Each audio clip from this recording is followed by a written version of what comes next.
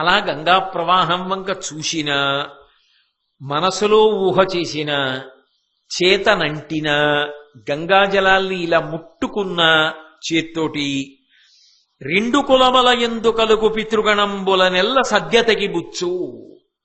తానెక్కడ పుట్టాడో ఆ వంశాన్నే కాదు, తన యొక్క భార్య ఎటువైపు నుంచి వచ్చిందో ఆ వంశాన్ని. ఆడపిల్ల అయితే తన పుట్టినింటిని మెట్టినింటిని కూడా తరింపచేస్తుంది. గంగకి ఉత్సవం చేసినా చూసినా, గంగ పూజ చేసినా, గంగ పూజ చూసినా, గంగని చల్లుకున్నా, గంగ పేరు చెప్పినా, గంగాని ముట్టుకున్నా, గంగా దర్శనం చేసినా, గంగా స్తవం చేసిన అంత గొప్పదయా గంగ.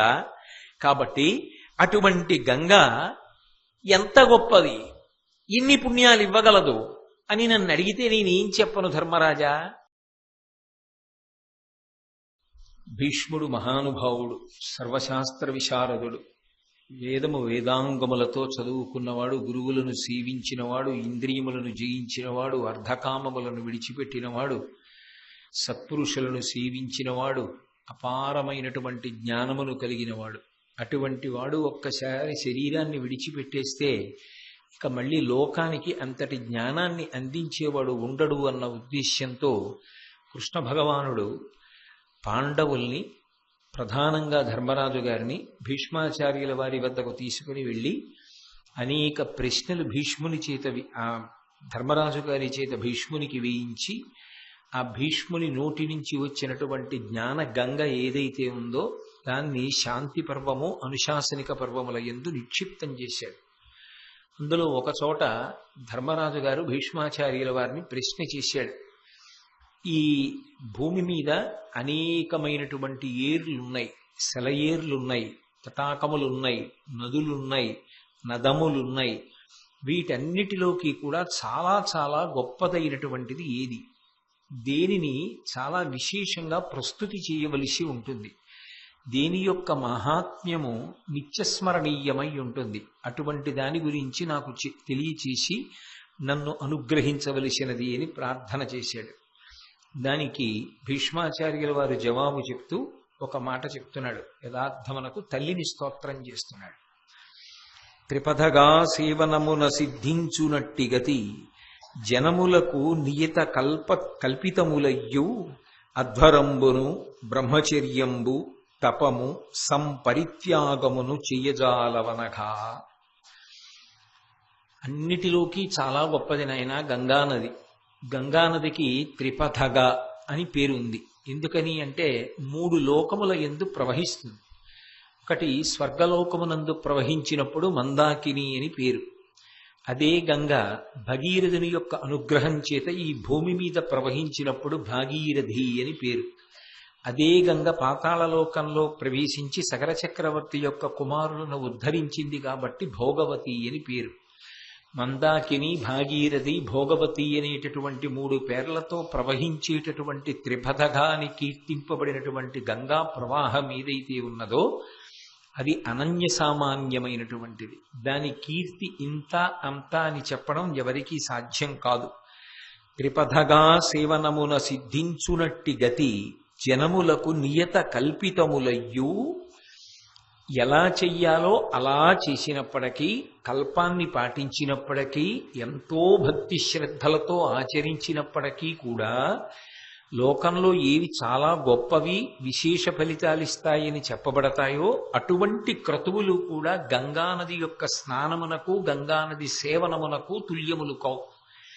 ఎటువంటివి కల్పము ప్రకారము చేసినప్పుడు, పద్ధతి ప్రకారం చేసినప్పుడు చాలా గొప్పవి అని కీర్తింపబడుతుంటాయి అంటే అధ్వరంబును, ఒక యజ్ఞం చెయ్యడం, యజ్ఞం చేసి అగ్నిముఖంగా దేవతలకు హవిస్సులు ఇవ్వడం. అటువంటి యజ్ఞం చేసినప్పటికీ బ్రహ్మచర్యంబు, వేదాధ్యయనం చేయడం. బ్రహ్మచర్యము అంటే ఆ ఆశ్రమంలో ఉండి వేదాలు నేర్చుకుంటారు కాబట్టి ఆ వేదాధ్యయనం చెయ్యడం, తపము, అనేకమైనటువంటి రీతులలో తపస్సుని నిర్వహించడం అంటే ఇంద్రియ నిగ్రహాన్ని పాటించడం, బహిరేంద్రియ నిగ్రహాన్ని పాటించడం, ఆంతర శౌచమును పాటించడం, బాహ్య శౌచమును పాటించడం, సత్యవ్రతాన్ని పాటించడం, అహింసావ్రతాన్ని పాటించడం, ఇటువంటివన్నీ కూడా తపస్సులోకి వస్తాయి. ఇటువంటి గుణగణములతో కూడుకున్నటువంటి తపస్సుని మేరలేని రీతిలో అనుష్ఠించినప్పటికీ కూడా సంపరిత్యాగమును, తాను సంపాదించిన దాంట్లో సింహభాగాన్ని దానం చేసేసినప్పటికీ కూడా చేయజాలవనగా అత్రిపదగా, అంటే గంగ యొక్క సేవనము అంటున్నాడు భీష్ముడు. గంగానదిని సేవించుట అన్న మాటకు అర్థం ఏమిటి అంటే గంగా యందు స్నానము చేయుట ఒక్కటే అని నిర్ధారించడం కుదరదు. ఒక్కసారి ఆ గంగా ప్రవాహాన్ని ఊహ చేశాడనుకోండి, బ్రహ్మాండమైనటువంటి తరంగములతో వెళ్ళిపోతుంటుంది. రంగతుంగ తరంగ సంఘములతో రంజిల్లు ఘోషంబుతో బంగారంబగు పొంగుతో నురగతో పువ్వాట తుంపర్లతో భంగుల్ సల్పుచు జంగలించుతన భూభాగము నుండి జారన్ గంగమ్మను దల్చితే శిరమునన్ రంజిల్లుతును శంకర అంటారు. ఆ గంగ అద్భుతమైనటువంటి ప్రవాహం. అటువంటి ప్రవాహంతో కూడుకున్నటువంటి గంగానది ప్రవాహాన్ని మనస్సులో స్మరించినంత మాత్రం చేత భవాంగపతితంతోయం పవిత్రమితి వస్పృశు, పరమశివుని యొక్క శరీరమును తాకి భూమి మీద పడింది. అలా పడినటువంటి కారణం చేత గంగ తుంపర్లని స్మరించిన, గంగానదిని స్మరించిన, గంగానది పేరెత్తిన, గంగ చెంబుని పూజ చేసిన, గంగానది స్నానం చెయ్యాలని వెంపర్లాట మనసులో పొందిన, ఎప్పుడెప్పుడు నేను గంగలో మునక వేస్తానా అని భావన చేసిన, తాపత్రయమాగక లౌకిక జలములు అంటే ఇంట్లో నీళ్లు స్నానం చేసేటప్పుడైనా ఇవి గంగా జలములు అవుగాక అని మనసులో సంకల్పం చేసి గంగేచ యమునేచైవ గోదావరి సరస్వతి నర్మదే సింధు కావేర్యౌ జలేస్మిన్ సన్నిధిం కురు ఆయాంతు స్నానం ద్రవ్యాన్ని సంప్రోక్ష్య అనుకుని ఆ నీళ్లు తీసి తల మీద చల్లుకుని స్నానం చేసినంత మాత్రం చేత కూడా గంగ అనుగ్రహించగలదు. అందుకే గంగకి ఉత్సవము అంటారు. గంగ చెంబులు పల్లకీలో పెట్టుకుని గంగా స్తోత్రం చెప్తూ, గంగా నామాలు చెప్తూ గంగామాతాకి జై అంటుంటారు.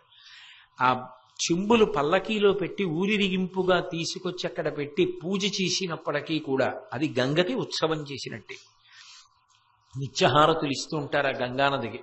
ఆ హారతుల వైభవాన్ని జ్ఞాపకం తెచ్చుకున్న మనసు ఎంతో సంతోషంగా ఉంటుంది. అందున మనందరం కాశీయాత్ర చేసినప్పుడు పొందినటువంటి ఆనందం వర్ణనాతీతం. ఎందుచేత అంటే ఎక్కడో గంగానది మధ్యలో ఉన్నటువంటి సైకతాన్నంతటినీ కూడా మనం తీసుకుని అంటే వాళ్ళ అనుమతి తీసుకుని అక్కడ ఒక పెద్ద వేదిక నిర్మాణం చేసి గంగానది ఒడ్డున ఆ ఘాట్లలో ఉండేటటువంటి పడవలన్నిటినీ కూడా అప్పుడు మనం వెళ్ళిన యాత్రికులే అద్దెకి తీసేసుకుని అందరం భజనలు చేస్తూ పెద్ద పాటలు పాడుతూ సంతోషంగా ఆ మధ్యలో ఉన్నటువంటి ఇసుక తిన్నె మీదకి చేరుకుని అక్కడ ఉన్న వేదిక మీద కూర్చుని నేను గంగావతరణం చెప్పుకునే అదృష్టాన్ని పొందితే ఆ గంగావతరణం చెప్తుండగా చుట్టూ గంగా ప్రవాహాన్ని చూస్తూ ఆనందించి చీకటి పడుతూ ఉండగా అందరం అరటి దొప్పలు ప్రమిదలు చేసి అందులో దీపాలు వెలిగించి యాత్రికులందరం ఆ ఇసుక తిన్నెల మీద విడిచిపెడితే ప్రవాహం వాలు ఎటుందో ఆ దీపాలన్నీ ఒక్కసారి అలా వెళ్ళిపోతుంటే గంగా ప్రవాహంలో మనం ఆ పడవలలోని ఒడ్డుకొచ్చి ఎదురుగుండా హారతి జరుగుతుంటే అభిముఖంగా పడవలలో కూర్చుని ఆ హారతిని అంతటినీ చూస్తూ ఎంతో ఆనందపడిపోయాం. ఎందుకు మీకు జ్ఞాపకం చేస్తున్నాను అంటే ఒకసారి గంగా స్మరణము కూడా గంగా సేవనమే కనుక మనం చేసిన యాత్రని సింహావలోకనంగా ఒక్కసారి ఆ గంగా వైభవాన్ని జ్ఞాపకం తెచ్చుకోవడం. ఒకరోజు మధ్యాహ్నం మనం అందరం మణికర్ణికా ఘాట్కి వెళ్ళి మణికర్ణికా స్తోత్రం చెప్పి అందరం కలిసి ఇంచుమించు 600 మంది ఆ రోజుల్లో అంతమందిని కలిసి గంగా స్నానాలు చేసి బయటికి వచ్చి చెప్పులు, గొడుగులు, నూతన వస్త్రాలు దానాలు చేస్తే అది ఆయన తృప్తి, ఆయన గొప్పగా మన గొప్ప కాదు. ఆ కాశీ ఒడ్డున ఉన్న బ్రాహ్మణులు వచ్చన్నారు, మా దరిద్రం తీరిపోయిందండి అన్నారు. అంత గొప్ప దానాలు జరిగాయి ఆ రోజుల్లో. అంత గొప్పగా కాశీయాత్ర చేసి పరమ సంతోషంగా మనందరం తిరిగి వచ్చి ఇక్కడే గంగ పూజలు చేసి కాశీ సంతర్పణ చేసుకున్నాం. ఆ గంగా వైభవం అంత గొప్పది. ఈ మధ్య హరిద్వారం వెళ్ళినప్పుడు ఆ కాళికా నది, ఆ కాళికాదేవి యొక్క దేవాలయం ఎక్కడుందో అక్కడ బ్రహ్మాండమైనటువంటి ప్రవాహంలో అందరం స్నానం చేసి ఆ ఒడ్డున కూర్చుని గంగని పూజ చేస్తుంటే ఎక్కడి నుంచో మానసాదేవి పాము రూపంలో ఉంటుంది కదూ, నది మధ్యలో లేచి మనం స్నానం చేస్తున్న దగ్గరికి ఆ పాము వస్తే దాన్ని వెంకటేశ్వర భక్తి ఛానల్ వాళ్ళు రికార్డ్ చేసి చూపించారు కూడా. ఆ పసుపు కుంకాలు మనం వేసిన వాటిల్లో పొర్లి మళ్ళీ వెళ్ళిపోయింది ఆ పాము. అలా ఆ గంగని అనేక పర్యాయాలు సేవించుకునేటటువంటి అదృష్టాన్ని ఆ గంగానది మనకిచ్చింది. పరీక్షిత్ మహారాజు గారు అంటాడు, ఆ తల్లి ఎంత గొప్పది అంటే, ఒక్కసారి అమ్మా అని పిలిచిన నరు పొమ్మా అని ముక్తి కడకు బుద్ధువట, లిమ్మా నీ రూపముతో రమ్మా నాకెదురంగ గంగ రమ్యతరంగా అంటాడు. ఒక్కసారి గంగ దగ్గరికి వెళ్ళి అమ్మా అంటే చాలట, పొమ్మా అని ముక్తినిస్తుందట. అటువంటి ఓ గంగా సాకారంగా లేచి అమ్మా రావా, వచ్చి నన్ను అనుగ్రహించవా అంటాడు. కాశీఖండంలో శ్రీనాథుడు ఏదో పార్వతీదేవి అవుతున్నటువంటి వ్యక్తిని కాశీపట్టణంలో తన ఒళ్ళో పడుకోబెట్టుకుని, పాలిండ్లు కదలంగ పసిడిపయ్యద వీచు అచలాభిపుని కూర్మి ఆడుబిడ్డ ప్రత్యక్షమై వచ్చి భాగీరథీ గంగ మృదులహస్తము సాచి విపునిమురు. ఆ గంగమ్మ సాకారంగా లేచి వచ్చి ప్రాణోత్క్రమణం అవుతున్న వ్యక్తికి చెమట పట్టి బాధపడుతుంటే ఒళ్ళంతా నిమురుతుంది. కాబట్టి ఆ గంగ ఎంతో మందిని ఎన్నో రకాలుగా అనుగ్రహించినటువంటి నది. నమ్ముకున్న వాళ్ళకి నమ్ముకున్నంత.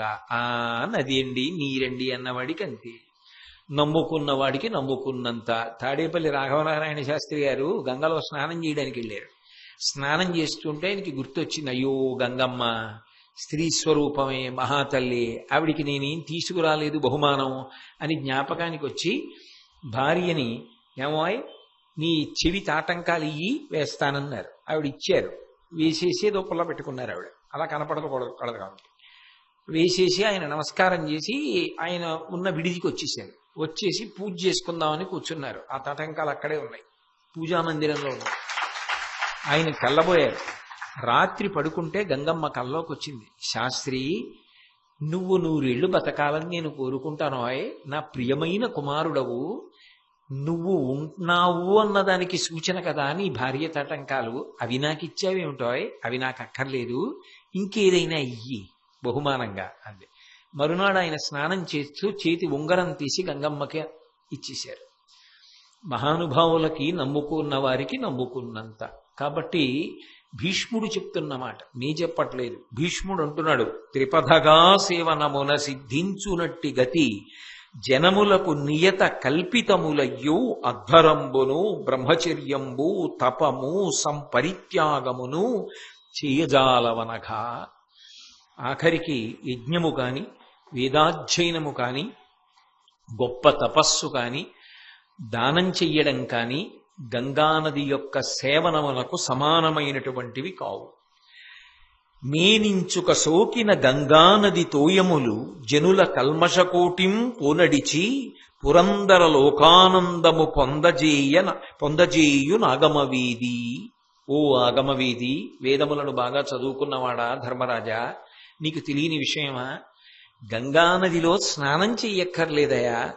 తెలిసి కాని తెలియక కాని గంగాజలం ఒంటికి తగిలితే, సంప్రోక్షించినప్పుడు గంగ తల మీద పడినా కూడా ఆ గంగ ఏం చేస్తుంది అంటే సమస్త పాపములను పరిహరించి స్వర్గలోక నివాసాన్ని ఇప్పిస్తుంది. అంత శక్తి కలిగినటువంటిది, అంతగా పాపములను పరిహరించగలిగినటువంటిది, అంత శక్తి కలిగినటువంటి జలములయ గంగవి. అందున మీరు ఒకటి గమనించాలి, గంగానదిని స్తుతి ఎందరో చేశారు. శంకరాచార్యుల వారంతటి వారు కూడా గంగాష్టకం చేశారు. మిగిలిన వాళ్ళు గంగానదిని స్తోత్రం చేయడం భక్తులుగా చేస్తారు.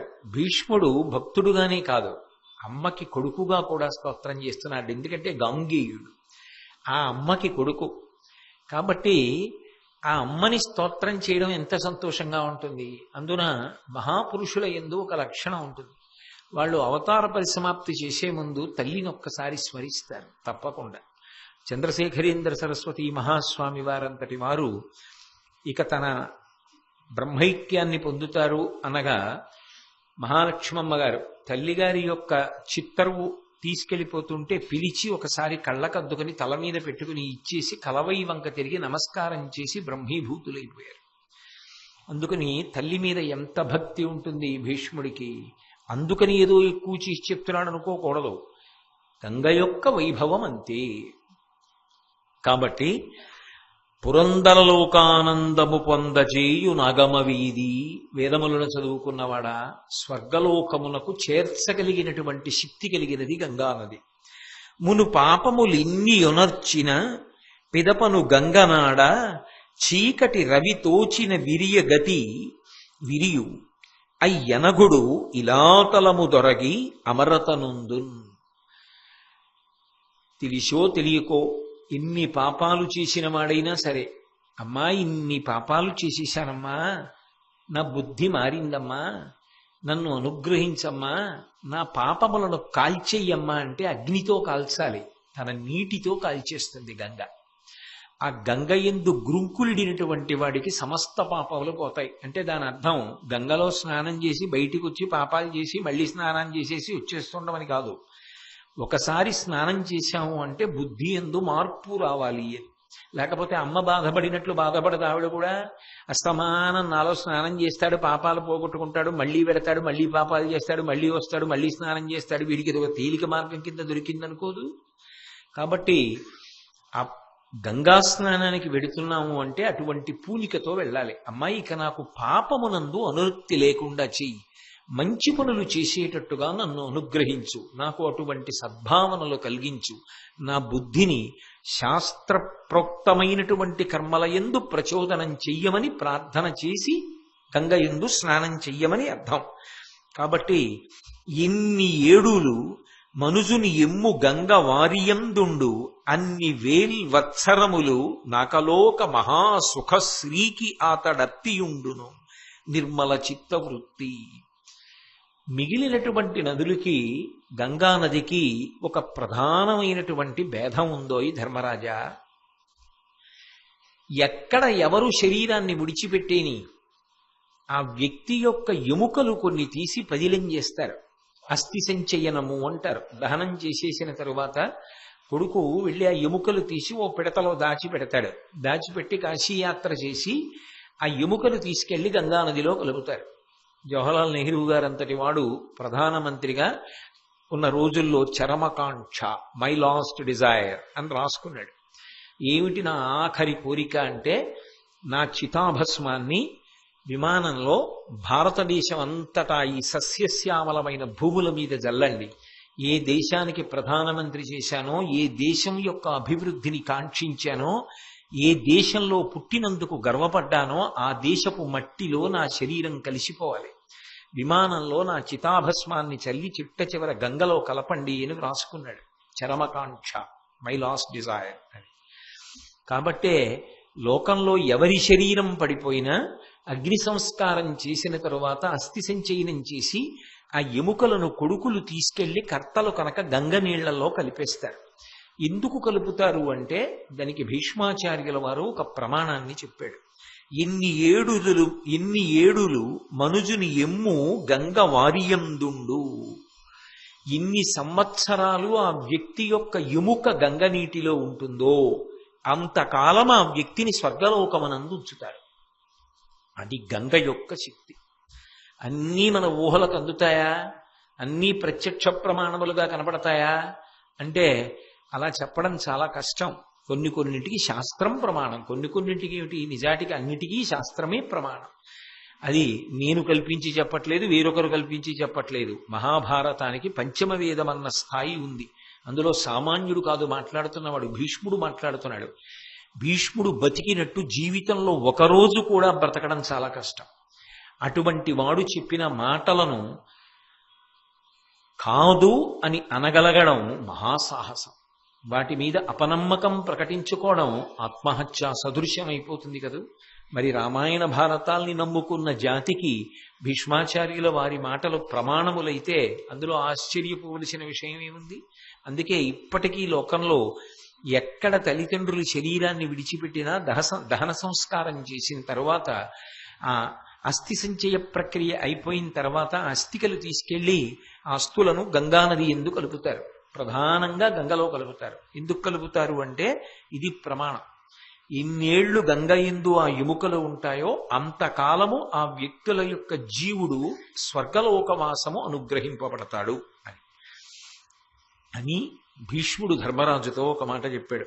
అనగా సోమములేని యధ్వరంబును శిశిలేని రాత్రియు రవిలేని నభము ఆత్మధర్మములేని ఆశ్రమంబును పుష్ప సంపదలేని భుజమును బోలే హీనతనుందు గంగానది లేని దేశంబు చాంద్రాయణ శతములైన గంగా పయపాన కరణంబు కావించు నిర్మలత్వము చేయనేరవు అగ్నియందు పడిన దూది ఎట్లకు గంగావగాహనమున పాతకంబులఖిల భూతములకు దుఃఖములు వాసికొనుటకు ఏ విధములు గంగ కీడు కావు.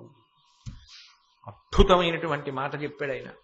సోమరసం లేకుండా యజ్ఞం చేస్తే అది ఎంత ప్రయోజనరహితంగా ఉంటుందో, చంద్రుడు లేని రాత్రి ఎంత అందవికారంగా ఉంటుందో, సూర్యుడు ప్రకాశించినటువంటి ఆకాశం ఎంత కళావిహీనంగా ఉంటుందో, ధర్మాన్ని పాటించని ఆశ్రమం ఎంత అసహ్యంగా ఉంటుందో, బ్రహ్మచారి ధర్మాన్ని పాటించాలి, గృహస్థు ధర్మాన్ని పాటించాలి, వానప్రస్థు ధర్మాన్ని పాటించాలి, సన్యాసి ధర్మాన్ని పాటించాలి.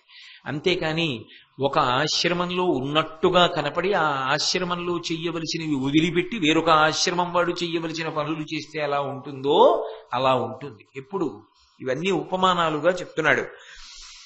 ఎప్పుడుంటాయంటేట ఈ ఆత్మధర్మము లేని ఆశ్రమంబును, ఎప్పుడు ఏ ఆశ్రమంలో ఉన్నవాడు ఏది చెయ్యాలో అది చేయకపోతే ఆ ఆశ్రమం ఎలా ఉంటుందో అలా ఉన్నట్టు, పుష్ప సంపద లేని భుజమును ఓలే, ఎంత పెద్ద చెట్టైనా పువ్వులు పుయ్యకపోతే అది ఎంత అందవికారంగా ఉంటుందో అలా, హీనత ముందు అందం ఉండదు.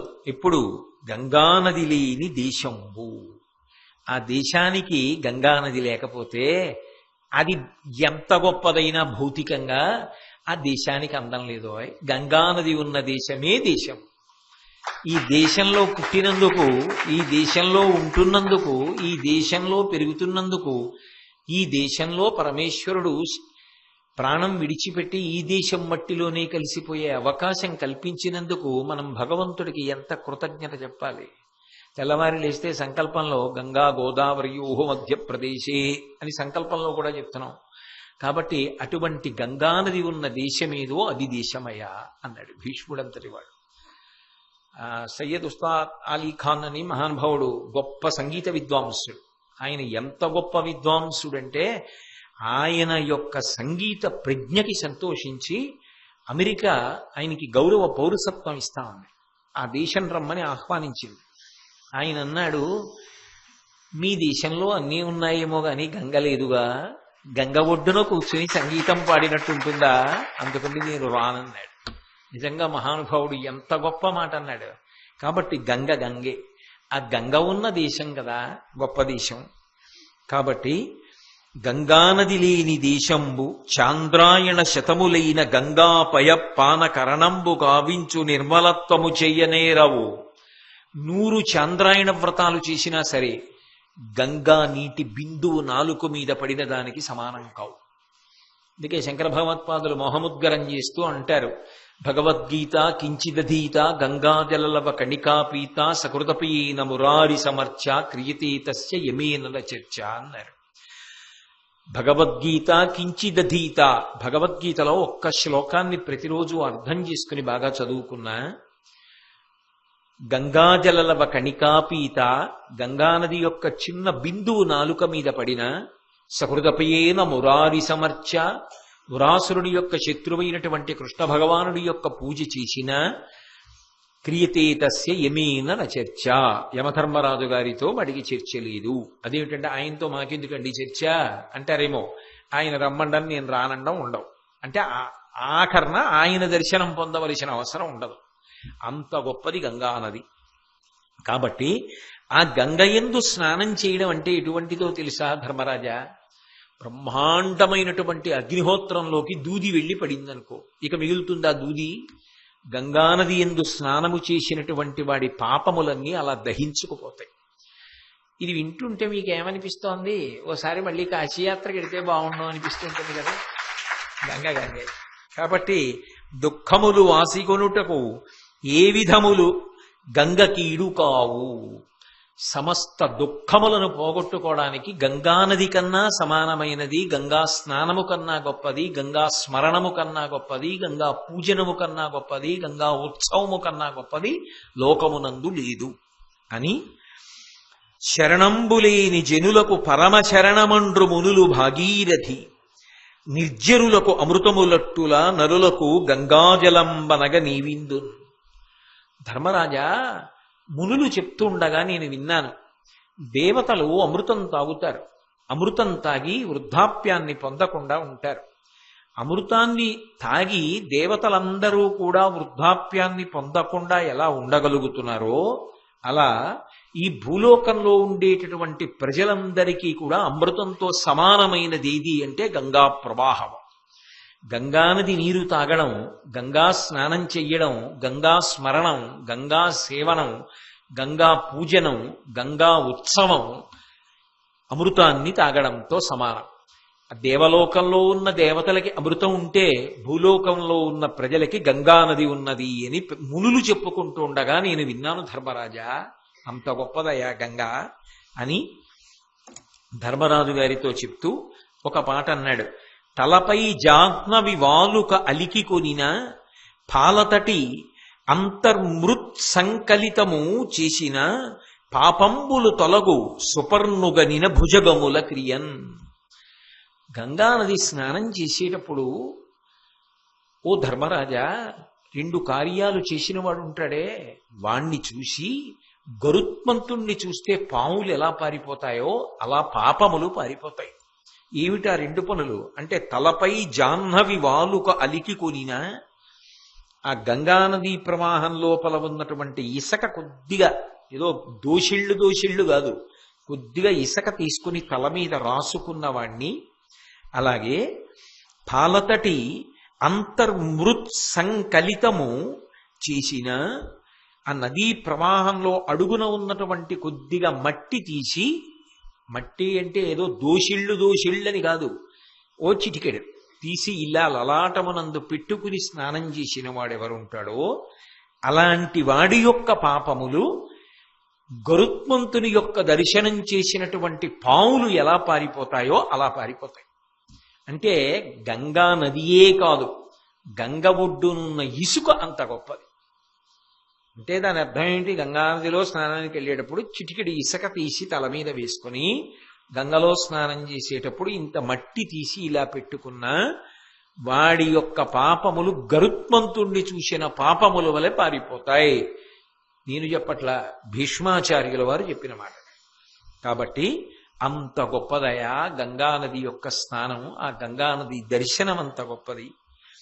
విను, గంగా గంగాయను కీర్తనములతో ఒండు నీట తగ మునిగిన అజ్జనులు దురితముల దొరగుదురు అని ఆర్యులు చెప్పవిందు అంచిత చరిత. ఓ ధర్మరాజా, గంగానది దగ్గరికే వెళ్ళి స్నానం చెయ్యక్కర్లేదు. గంగా స్నానం చెయ్యాలని మనసు ఉవ్విళ్ళూరి, ఇప్పుడు మీరు ఇది వింటున్నారు, నేను చెప్తున్నాను, నాకో మీకో గంగా స్నానం చెయ్యాలని మనసు ఉవ్విళ్ళూరింది అనుకోండి. రేపు ఉదయం స్నానం చేసేటప్పుడు బిందెలో నీళ్లు పట్టుకుని ఒకసారి దాని వంక చూసి ఏమీ చెప్పక్కర్లేదట, ఇదే గంగాజలం అనుకుని గంగా గంగా అనుకుని ఎవరైనా స్నానం చేస్తే గంగా స్నాన ఫలితాన్ని నాకు ఇయ్యమ్మా అని భావన చేసి ఆ నీళ్లు పోసుకున్నా అవి గంగానదీ జలములు కాకపోయినా వాడికి గంగా స్నాన ఫలితమును గంగ కట్టబెడుతుంది. అది గంగానది యొక్క వైభవము, గంగానది అధిష్టాన దేవత యొక్క అనుగ్రహము. అటువంటి నదులు ఉన్న దేశంలో పుట్టాం కాబట్టే బకించంద్ర చటర్జీ దేశాన్ని కీర్తిస్తూ వందే మాతరం సుజలాం సుఫలాం మలయజ శీతలాం సస్యశ్యామలాం మాతరం వందే మాతరం అని కీర్తించాడు. కాబట్టి అంత గొప్పదయా. వినిన, వేడుక చేసిన, కనిన, చేతనంటినను 2 కులములయందు కలుగు పితృగణంబులనెల్లా సద్గతికి పుచ్చు గంగ ఎటు చేయునో అవగాహనమున. ఓ ధర్మరాజా, గంగానదికి కొన్ని అద్భుతమైన శక్తులున్నాయి. గంగానది గురించి విన్నా ఒక్కసారి వాడు గంగానది గురించి విన్నాడు. ఏ కారణం చేతనో అలా వినిన కారణం చేత వేడుక చేసిన, గంగకి ఉత్సవం చేసిన, గంగ చెంబు పల్లకీలో పెట్టుకుని గంగానది స్తోత్రం చెప్తూ లేకపోతే జై గంగామాతాకి అంటూ తిరిగి వచ్చాడు. ఆ గంగ బింది చెంబులన్నింటికీ హారతి ఇచ్చాడు. ఆ గంగ నీళ్లకు పూజ చేశాడు. ఆ గంగ చల్లుకున్నాడు. గంగకి ఉత్సవం చేశాను నేను అన్నాడు. ఇది గంగోత్సవము అన్నాడు. అలా ఉత్సవం చేసిన కనిన అలా ఒక్కసారి వెళ్ళి ఆ గంగా ప్రవాహం వంక అలా ఒక్కసారి 2 కన్నులతో చూస్తే అలా గంగా ప్రవాహం వంక చూసిన, మనసులో ఊహ చేసిన, చేతనంటిన, గంగాజలాల్ని ఇలా ముట్టుకున్న చేత్తోటి 2 కులముల యందు కలుగు పితృగణంబులనెల్ల సద్యతకి బుచ్చు. తానెక్కడ పుట్టాడో ఆ వంశాన్నే కాదు, తన యొక్క భార్య ఎటువైపు నుంచి వచ్చిందో ఆ వంశాన్ని. ఆడపిల్ల అయితే తన పుట్టినింటిని మెట్టినింటిని కూడా తరింపచేస్తుంది. గంగకి ఉత్సవం చేసినా చూసినా, గంగ పూజ చేసినా, గంగ పూజ చూసినా, గంగని చల్లుకున్నా, గంగ పేరు చెప్పినా, గంగాని ముట్టుకున్నా, గంగా దర్శనం చేసినా, గంగా స్తవం చేసిన అంత గొప్పదయా గంగ. కాబట్టి అటువంటి గంగ ఎంత గొప్పది, ఎన్ని పుణ్యాలు ఇవ్వగలదు అని నన్ను అడిగితే నేనేం చెప్పను ధర్మరాజా. కాబట్టి ఈ భూమి మీద ఉన్నటువంటి సమస్త ప్రవాహముల కన్నా గంగా ప్రవాహమే గొప్పది. మన అదృష్టం ఏంటంటే ఆ గంగా ప్రవాహం కన్నా భిన్నం కాదు గోదావరి. ఆ నీళ్లు తాగి బతుకుతున్నాం తూర్పుగోదావరి వాసులు. ఎక్కడున్నవాడు అక్కడ నదిని పొగడడం తప్పు కాదు, అదేం పక్క నదిని చిన్నపుచ్చడము కాదు. నిజానికి వేదం ప్రకారం అయితే తాను ఏ నది నీళ్లు తాగి బతుకుతున్నాడో ఆ నది గురించి ఓ మాట అనాలి. ఇంకో నది గురించి చెప్తే, నేను గంగా నది గురించి చెప్పాను, చివర గోదావరి గురించి ఓ మాట అనాలి. అందుకని అన్నా. ఎందుకంటే ఇది చెప్పానంటే ఎందుకు చెప్పా, ఈ శరీరం ఉంది కాబట్టి. ఈ శరీరం ఎందుకుంది, నీటి వలన శరీరం బతుకుతుంది. సంజీవనం సమస్తస్య జగత సలిలాత్మిక భవయుత్యుచ్యతే మూర్తిర్భవస్య పరమాత్మనః అని వ్యాసుడు లింగ పురాణంలో. ప్రాణములు ఉత్క్రమణం చెందుతున్నాయి అనుకోండి, శరీరంలోంచి ప్రాణములు పైకి లేచిపోతున్నాయి అనుకోండి, మీరు మట్టి తీసుకొచ్చి చల్లితే వెనక్కి రావు, అగ్ని చల్లితే రావు, ఆకాశం తగిలితే రావు, వాయువు తగిలితే రావు. కాసిని నీళ్లు చిలకరించారనుకోండి, స్పృహ తప్పిపోయిన వాడికి స్పృహ వస్తుంది, ప్రాణములు మళ్ళీ వెనక్కి వస్తాయి. అందుకే ఆపోవా ఇదగం సర్వం, ఆ నీరే సమస్తం అన్నది వేదం. అమృతం వా ఆపహ, ఆ నీరు అమృతము అన్నది. ఎందుకంటే చనిపోతున్న వాణ్ణి, ప్రాణములు ఉత్క్రమణం అవుతున్న వాణ్ణి కూడా నిలబెట్టి మళ్ళీ వెనక్కి తీసుకొస్తుంది. ఇప్పుడు ఈ శరీరం ఉన్నది అంటే దేని వలన ఉన్నది, నీటి వలన ఉన్నది. ఏ నీరు తాగి బతుకుతోంది ఈ శరీరం, గోదావరి నది నీరు తాగి బతుకుతోంది. అందుకే గంగానది స్తవం చేసిన తర్వాత గోదావరి పట్ల కృతజ్ఞతతో ఒక్క మాట అనాలి. అది నేనన్నాను, ఇక్కడ ఉండి తాగి బతుకుతున్నాను కాబట్టి. ఎక్కడ నది నీరు తాగి బ్రతికిన వాళ్ళైనా ఆ నది గురించి ఒకసారి స్మరించాలి. ఎందుకని, ఇది గంగే, ఇది పరమశివుని యొక్క జటాజూటం నుంచే వచ్చింది. అందుకే గోదావరి అన్న మాట వాడలా శ్రీనాథుడు. ఆపాతాళ గభీర నీరకు సుధాహారామలఛాయకున్ దీపాలంకృతికిన్ మహేంద్రనగరీ నిశ్రేణికాయిష్టికిన్ తాపాపాయ విధా విహర్త్రికి మహోధన్వాధృడాలింగన వ్యాపార ప్రతిపన్న సౌఖ్యకును సాష్టాంగంబు గంగమ్మకున్ అన్నాడు. అంచె పుష్కరాల్లో స్నానం చేస్తూ కూడా నేను గంగా ప్రవాహం వంక చూస్తూ ఈ పద్యమే చెప్పుకుని నమస్కారం చేశా. సాష్టాంగంబు గంగమ్మకున్ అన్నాడు. ఆ గోదావరి స్నానం ఎటువంటిది అంటే మహేంద్ర నగరీ నిశ్రేణికా ఇష్టికిన్, స్వర్గలోకానికి నిచ్చెన మీద ఎక్కడమే అన్నాడు. అందున ద్వీపాలంకృతికి, గోదావరి నది మధ్యలో ద్వీపాలుంటాయి, ఇసుక తిన్నెలు, బహు సౌందర్యవంతంగా ఉంటాయి. మహోధన్వాధృడాలింగన వ్యాపార ప్రతిపన్న సౌఖ్యకును. అందున గోదావరి సముద్ర సంగమానికి వెడుతుంటే, సముద్రుడు పురుషుడు కదా, గోదావరి స్త్రీ భార్య. ఆవిడ వస్తూ ఉంటేట ఎంత ఆనందపడిపోతాడోట. గోదావరి అంటే అంత ఇష్టం ఆయనకి. అందుకే 2 చేతులు బాగా చాపి కౌగిలించుకుంటాడు. మీకు ఇది బాగా కనపడుతుంది. ఎందుకనంటే యానాం దగ్గర ఒకప్పుడు నేను మంచి మరపడ ఎక్కి మన దగ్గరే ఉన్నారు వాళ్ళందరూ దాన్ని వ్యవస్థ చేస్తే అందులో వెళ్ళాం. భగవత్ సంకీర్తనం చేస్తూ రెండు వైపులా ఉన్న లంకల్లో దేవాలయాలన్నీ చూస్తూ వెళ్ళాం. కొంత దూరం వెళ్ళేటప్పటికీ అసలు పడవ ఆగదు, ఊగిపోతుంది. ఎందుకని అంటే ఇంకా ఒక 15 కిలోమీటర్ల 20 కిలోమీటర్ల అవతల సముద్రం ఉందనగా ఆ ప్రవాహం ముందుకొచ్చి పడవలు కదిలిపోతాయి. అంత చేతులు చాపుతాడు సముద్రుడు. మహోధన్వా దృఢాలింగన వ్యాపార ప్రతిపన్న సౌఖ్యకును ప్రియమార భార్యని భర్త కౌగిలించుకున్నప్పుడు రెండు చేతులు చాపి ఆలింగనం చేసుకున్నట్టు బంగాళాఖాతమనబడేటటువంటి ఆ మహాసముద్రం గోదావరి ప్రవాహం సంగమానికి ఎడుతుంటే ఇలా రెండు చేతులు చాపి ఉత్సాహంగా కౌగిలించుకుంటుంది. దృఢాలింగన వ్యాపార ప్రతిపన్న సౌఖ్యకును సాష్టాంగంబు గంగమ్మకున్. కాబట్టి గోదావరికి కూడా గంగా అని పేరుంది. కాబట్టి అటువంటి గంగానది అంత గొప్ప గంగ. కాబట్టి ధర్మరాజా, ఆ గంగానదిని స్మరిస్తే చాలయా, వరసగా గోవు, గంగ, గాయత్రి, గోవిందుడు చాలా గొప్పవి కదూ. నిన్నను గోవు, ఇవాళ గంగ. అటువంటి గంగా ప్రవాహం ఓయ్, అటువంటి గంగని స్మరిస్తుండు ధర్మరాజా, అది నీకు శ్రేయస్సుని చేకూరుస్తుంది అని చెప్పిన తరువాత సాధుజనులు ఎలా ఉంటారు, అసాధుజనులు ఎలా ఉంటారు. సాధుజనులు అంటే మంచి మార్గంలో ఉండేవాళ్ళు, చెడు మార్గంలో ఎలా ఉంటారు నాకు ఒక్కసారి చెప్పండి తాతగారు అన్నాడు. అబ్బో, ధర్మరాజు గారు ప్రతిరోజు వెళ్ళినప్పుడు వెళ్ళినప్పుడు ఆయన వినయం ఆశ్చర్యంగా ఉంటుంది. అంపశయ్య మీద కదా ఉన్నాడు. వెళ్ళి తాత అని పిలిచి తన యొక్క శిరస్సు ఆయన పాదములకు తగిలేటట్టుగా నమస్కారం చేస్తాడు. చేసిన తరువాత ఎంత సంతోషిస్తాడో, భీష్ముడు చెయ్యి పెట్టి దగ్గరికి తీసుకుని మూర్ధన్య స్థానమును ఆఘ్రాణించి ఆ ధర్మరాజుకి రోజు ఆయన అడిగిన ప్రశ్నలన్నింటికీ జవాబులు చెప్తుంటాడు. ఏమి శాంతి పర్వం అండి, ఏమి అనుశాసనిక పర్వం, ఏదో నేను రుచి చూపించడానికి అంతే. రెండు, మీకు తెలియందా, మీకు అన్నీ తెలుసు, మీరు చదువుకున్నవారు, ఏదో మనం తెలిసిన వాళ్ళల్లా కూర్చుంటే పాపం ఆయన ఏం చెప్తాడు భయపడతాడని అలా కూర్చుంటారంతే. కాబట్టి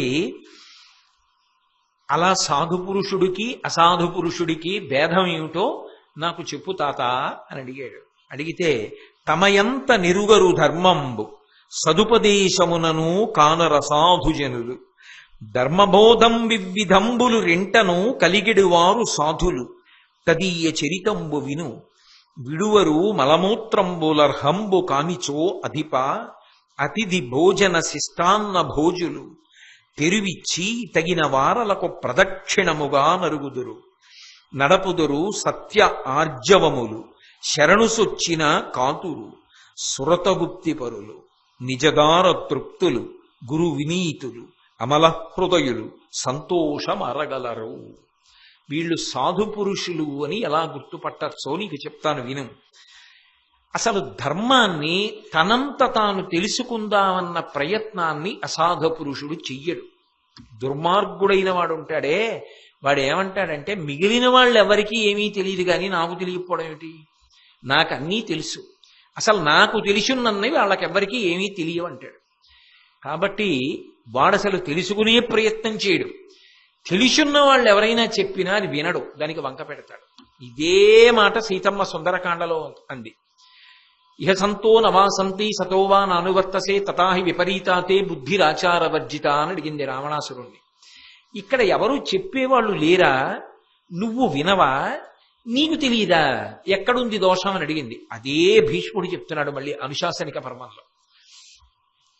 అసాధు పురుషులు దుర్మార్గులు ఉంటారే, వాళ్ళు అసలు ధర్మం ఏమిటి అన్నది తెలుసుకునే ప్రయత్నం వాళ్ళంతట వాళ్ళు చెయ్యరు. రెండు, ఎవరైనా ధర్మం ఏమిటో చెప్పే ప్రయత్నం చేస్తే వాళ్ళకి నచ్చదు సరికదా, వాళ్ళని ఎలా విమర్శిద్దామని ప్రయత్నిస్తారు. కాబట్టి ధర్మమునందు అనురక్తి లేని వారు అని ఈ రెండు కారణముల చేత తెలుస్తూ ఉంటుంది. రెండు, ధర్మాత్ముడైన వాడు ఉంటాడే, వాడు ఎప్పుడూ ధర్మం ఏదో తెలుసుకోవాలనుకుంటూ ఉంటాడు. రెండు, ధర్మాన్ని తెలుసుకున్న దాన్ని అనుష్ఠించడానికి ప్రయత్నిస్తాడు. తానైనా తెలుసుకునే ప్రయత్నం చేస్తాడు గ్రంథములను చదివి. అథవా ఎవరైనా పెద్దలు చెప్తుంటే అత్యంత ఉత్సాహంతో పరిగెత్తి వింటాడు. అంటే లోపల అసలు వినాలన్న తాపత్రయం ఏర్పడింది అంటే కొన్ని కోట్ల కోట్ల జన్మల తర్వాత పరమేశ్వరానుగ్రహంగా సాధు పురుష లక్షణాన్ని పొందాడు అని గుర్తు. లేకపోతే ఎందుకు వెడతాడు? వెళ్ళి కూర్చోవడం అన్నది కుదరదు, అందరికీ అది సంభవం కాదు. ఏదైనా మంచి విషయం వినడానికి వెళ్ళాలి అంటే దానికి భగవంతుని యొక్క అనుగ్రహం ఉండాలి. ఆ అనుగ్రహం లేకుండా వెళ్ళి కూర్చోడానికి ఉత్సాహం కలగదు. కాబట్టి అటువంటి ఉత్సాహాన్ని పొందాడు, వెళ్ళాడు, విన్నాడు, ధర్మం తెలుసుకున్నాడు అంటే వాడు సాధు పురుషుడని గుర్తుపట్టు. 2, వాళ్ళు విడువరు మలమూత్రంబులర్హంబు కానిచో నధిప. లోకంలో అన్నిటికన్నా చాలా తేలికైనటువంటి పని ఏమిటి అంటే, పైగా అందులో శరీరమునకు ఒక సౌఖ్యం కూడా ఉంటుంది. తాగిన నీరు కొంత మళ్ళీ శేషం మిగిలిపోయి పృథివీకి అప్పచెప్పేయాలి, మూత్రం కింద విసర్జన చెయ్యాలి. అలాగే తిన్న పదార్థంలో కొంత మలంగా ఉండిపోతుంది. ఈ మలమును కానీ మూత్రమును కానీ విసర్జనం చేసేటప్పుడు ఎక్కడ పడితే అక్కడ చేయడానికి ఇష్టపడడు సాధు పురుషుడు. అది మొదటి బండ గుర్తు నువ్వు పట్టుకోవడానికి ధర్మరాజా. వాడు ఆలోచిస్తాడు, ఇలా నేను చెయ్యొచ్చా అని ఆలోచిస్తాడు. నేను ఇలా చేస్తే ఇతరులకు ఇబ్బంది కలుగుతుంది కాబట్టి నేను చెయ్యను అంటే మొట్టమొదట సమాజం గురించి ఆలోచిస్తాడు, పవిత్రత గురించి ఆలోచిస్తాడు, శౌచమును గురించి ఆలోచిస్తాడు. అది ఆలోచించాడు అంటే నువ్వు గుర్తుపట్టు, వాడు సాధు పురుషుడు. రాజమార్గములందు మూత్ర విసర్జన చేయడు అంటే 10 మంది తిరిగే ప్రదేశాల్లో నిస్సిగ్గుగా మూత్ర విసర్జన చెయ్యడు. 1. 2, ఆవుల మందలు ఎక్కడ తిరుగుతూ ఉంటాయో అటువంటి చోట ఆవులు ఉన్న ప్రదేశంలో మధ్యలో నిలబడి మూత్ర విసర్జన చెయ్యడు. నదులు ప్రవహించేటటువంటి ప్రాంతంలో నదుల యొక్క పరివాహక ప్రాంతముల యందు, దాని తీరముల యందు మూత్ర విసర్జన చెయ్యడు. ఎందుకని అంటే అక్కడ పవిత్ర కర్మలు చేస్తారు నదుల తీరంలో, కాబట్టి అక్కడ చెయ్యడు. అలాగే తీర ప్రాంతం అంటే ఆ నది ఒడ్డు, ఆ ఇసుక దాటిపోయి వెళ్ళినటువంటి ఆ ఒడ్డు భాగంలో కూడా మూత్ర విసర్జన చెయ్యడు. ఎందుకనంటే ఎందరో పెద్దలు స్నానం కోసం అక్కడికి వెడుతూ ఉంటారు, అది వారికి ఇబ్బందిని తెస్తుంది కాబట్టి అటువంటి ప్రదేశాల్లో మూత్ర విసర్జన చెయ్యడు. సూర్య భగవానుడు ఏ దిక్కులో ప్రకాశిస్తున్నాడో ఆయనకి ఎదురుగా నిలబడి చెయ్యడు. ఎందుకనంటే ఈ కంటితో చూడడానికి వీలైన ఏకైక పరబ్రహ్మ స్వరూపం సూర్యుడు. సృష్టికర్త అయిన బ్రహ్మ, స్థితికర్త అయిన విష్ణువు, ప్రళయకర్త అయినటువంటి మహేశ్వరుడు కలిసి ముద్దయితే ఆ వెలుగుల ముద్ద పరబ్రహ్మమే సూర్యుడు. అందుకే విరాట పర్వంలో తిక్కన గారు అంటారు, నిరజాకరములు నిష్ఠయై చేసిన భవ్యతపంబు ఫలమనంగా దినసముఖాకి నందిత చక్రయుగ్మకంబులయనురాగంపు బ్రూవనంగా హరిహర బ్రహ్మ మహానుభావంబులొక్కటింకాగరగిన గట్టియనగా అతుల వేదత్రయలతికాచయము పెనుబొందన్ పుట్టెడు మూల కందమనగా అఖిల జగముల కందర యగుచు జన సమాజ కరపుట హృదయ సరోజములకు ముఖుళనంబును జృంభణంబును నొచ్చి భానుబింబంబు పూర్వాద్రిపై విలింగే అంటాడు. అది వేదములన్నీ పుట్టినటువంటి మూలంపు దుంప, 3 మూర్తులు కలిసినటువంటి వెలుగుల ముద్ద, సాక్షాత్ పరబ్రహ్మము. ఆయన ఏ దిక్కులో ప్రకాశిస్తున్నాడో ఆ దిక్కుకు ఎదురుగా నిలబడి, ఆయనకి ఎదురుగా నిలబడి మూత్ర విసర్జన చెయ్యడు. అది సంస్కారం, దైవభక్తి. కాబట్టి అలా మూత్ర విసర్జన చెయ్యడు. అలాగే జనం బాగా సంచరించే ప్రదేశంలో అలా వాళ్ళు తల తిప్పి చూడ్డానికి అవకాశం ఉండే రీతిలో మూత్ర విసర్జన చెయ్యడు.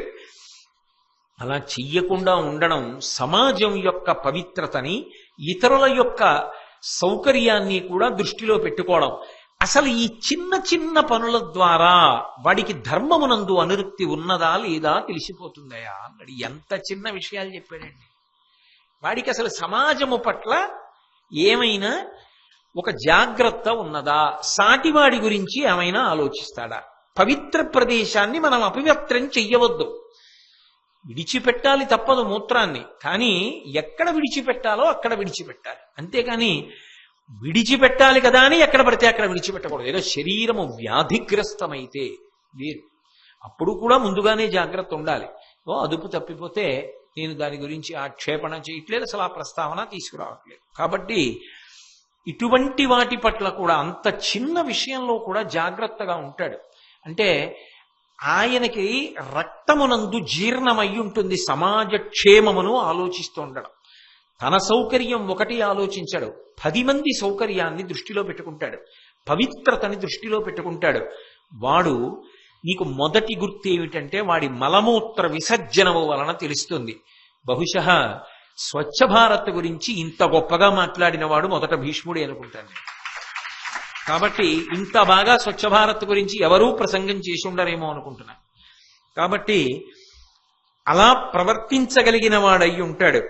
అంతేకాదు, అతిథి భోజన శిష్టాన్న భోజులు, ఇంటికి ఎవరినైనా అతిథిని భోజనానికి పిలుస్తాడు. అతిథి నారాయణ స్వరూపుడు అని నమ్ముతాడు. అతిథి నారాయణుడు, అభ్యాగతి నారాయణుడు. ఆయన నారాయణుడు ఇంటికి వచ్చాడు కాబట్టి ఇప్పుడు ఏది తినాలి? భగవంతుడికి నైవేద్యం పెట్టి కదా ప్రసాదం అని తింటున్నాం. అతిథి తిన్నాక కదా తినాలి.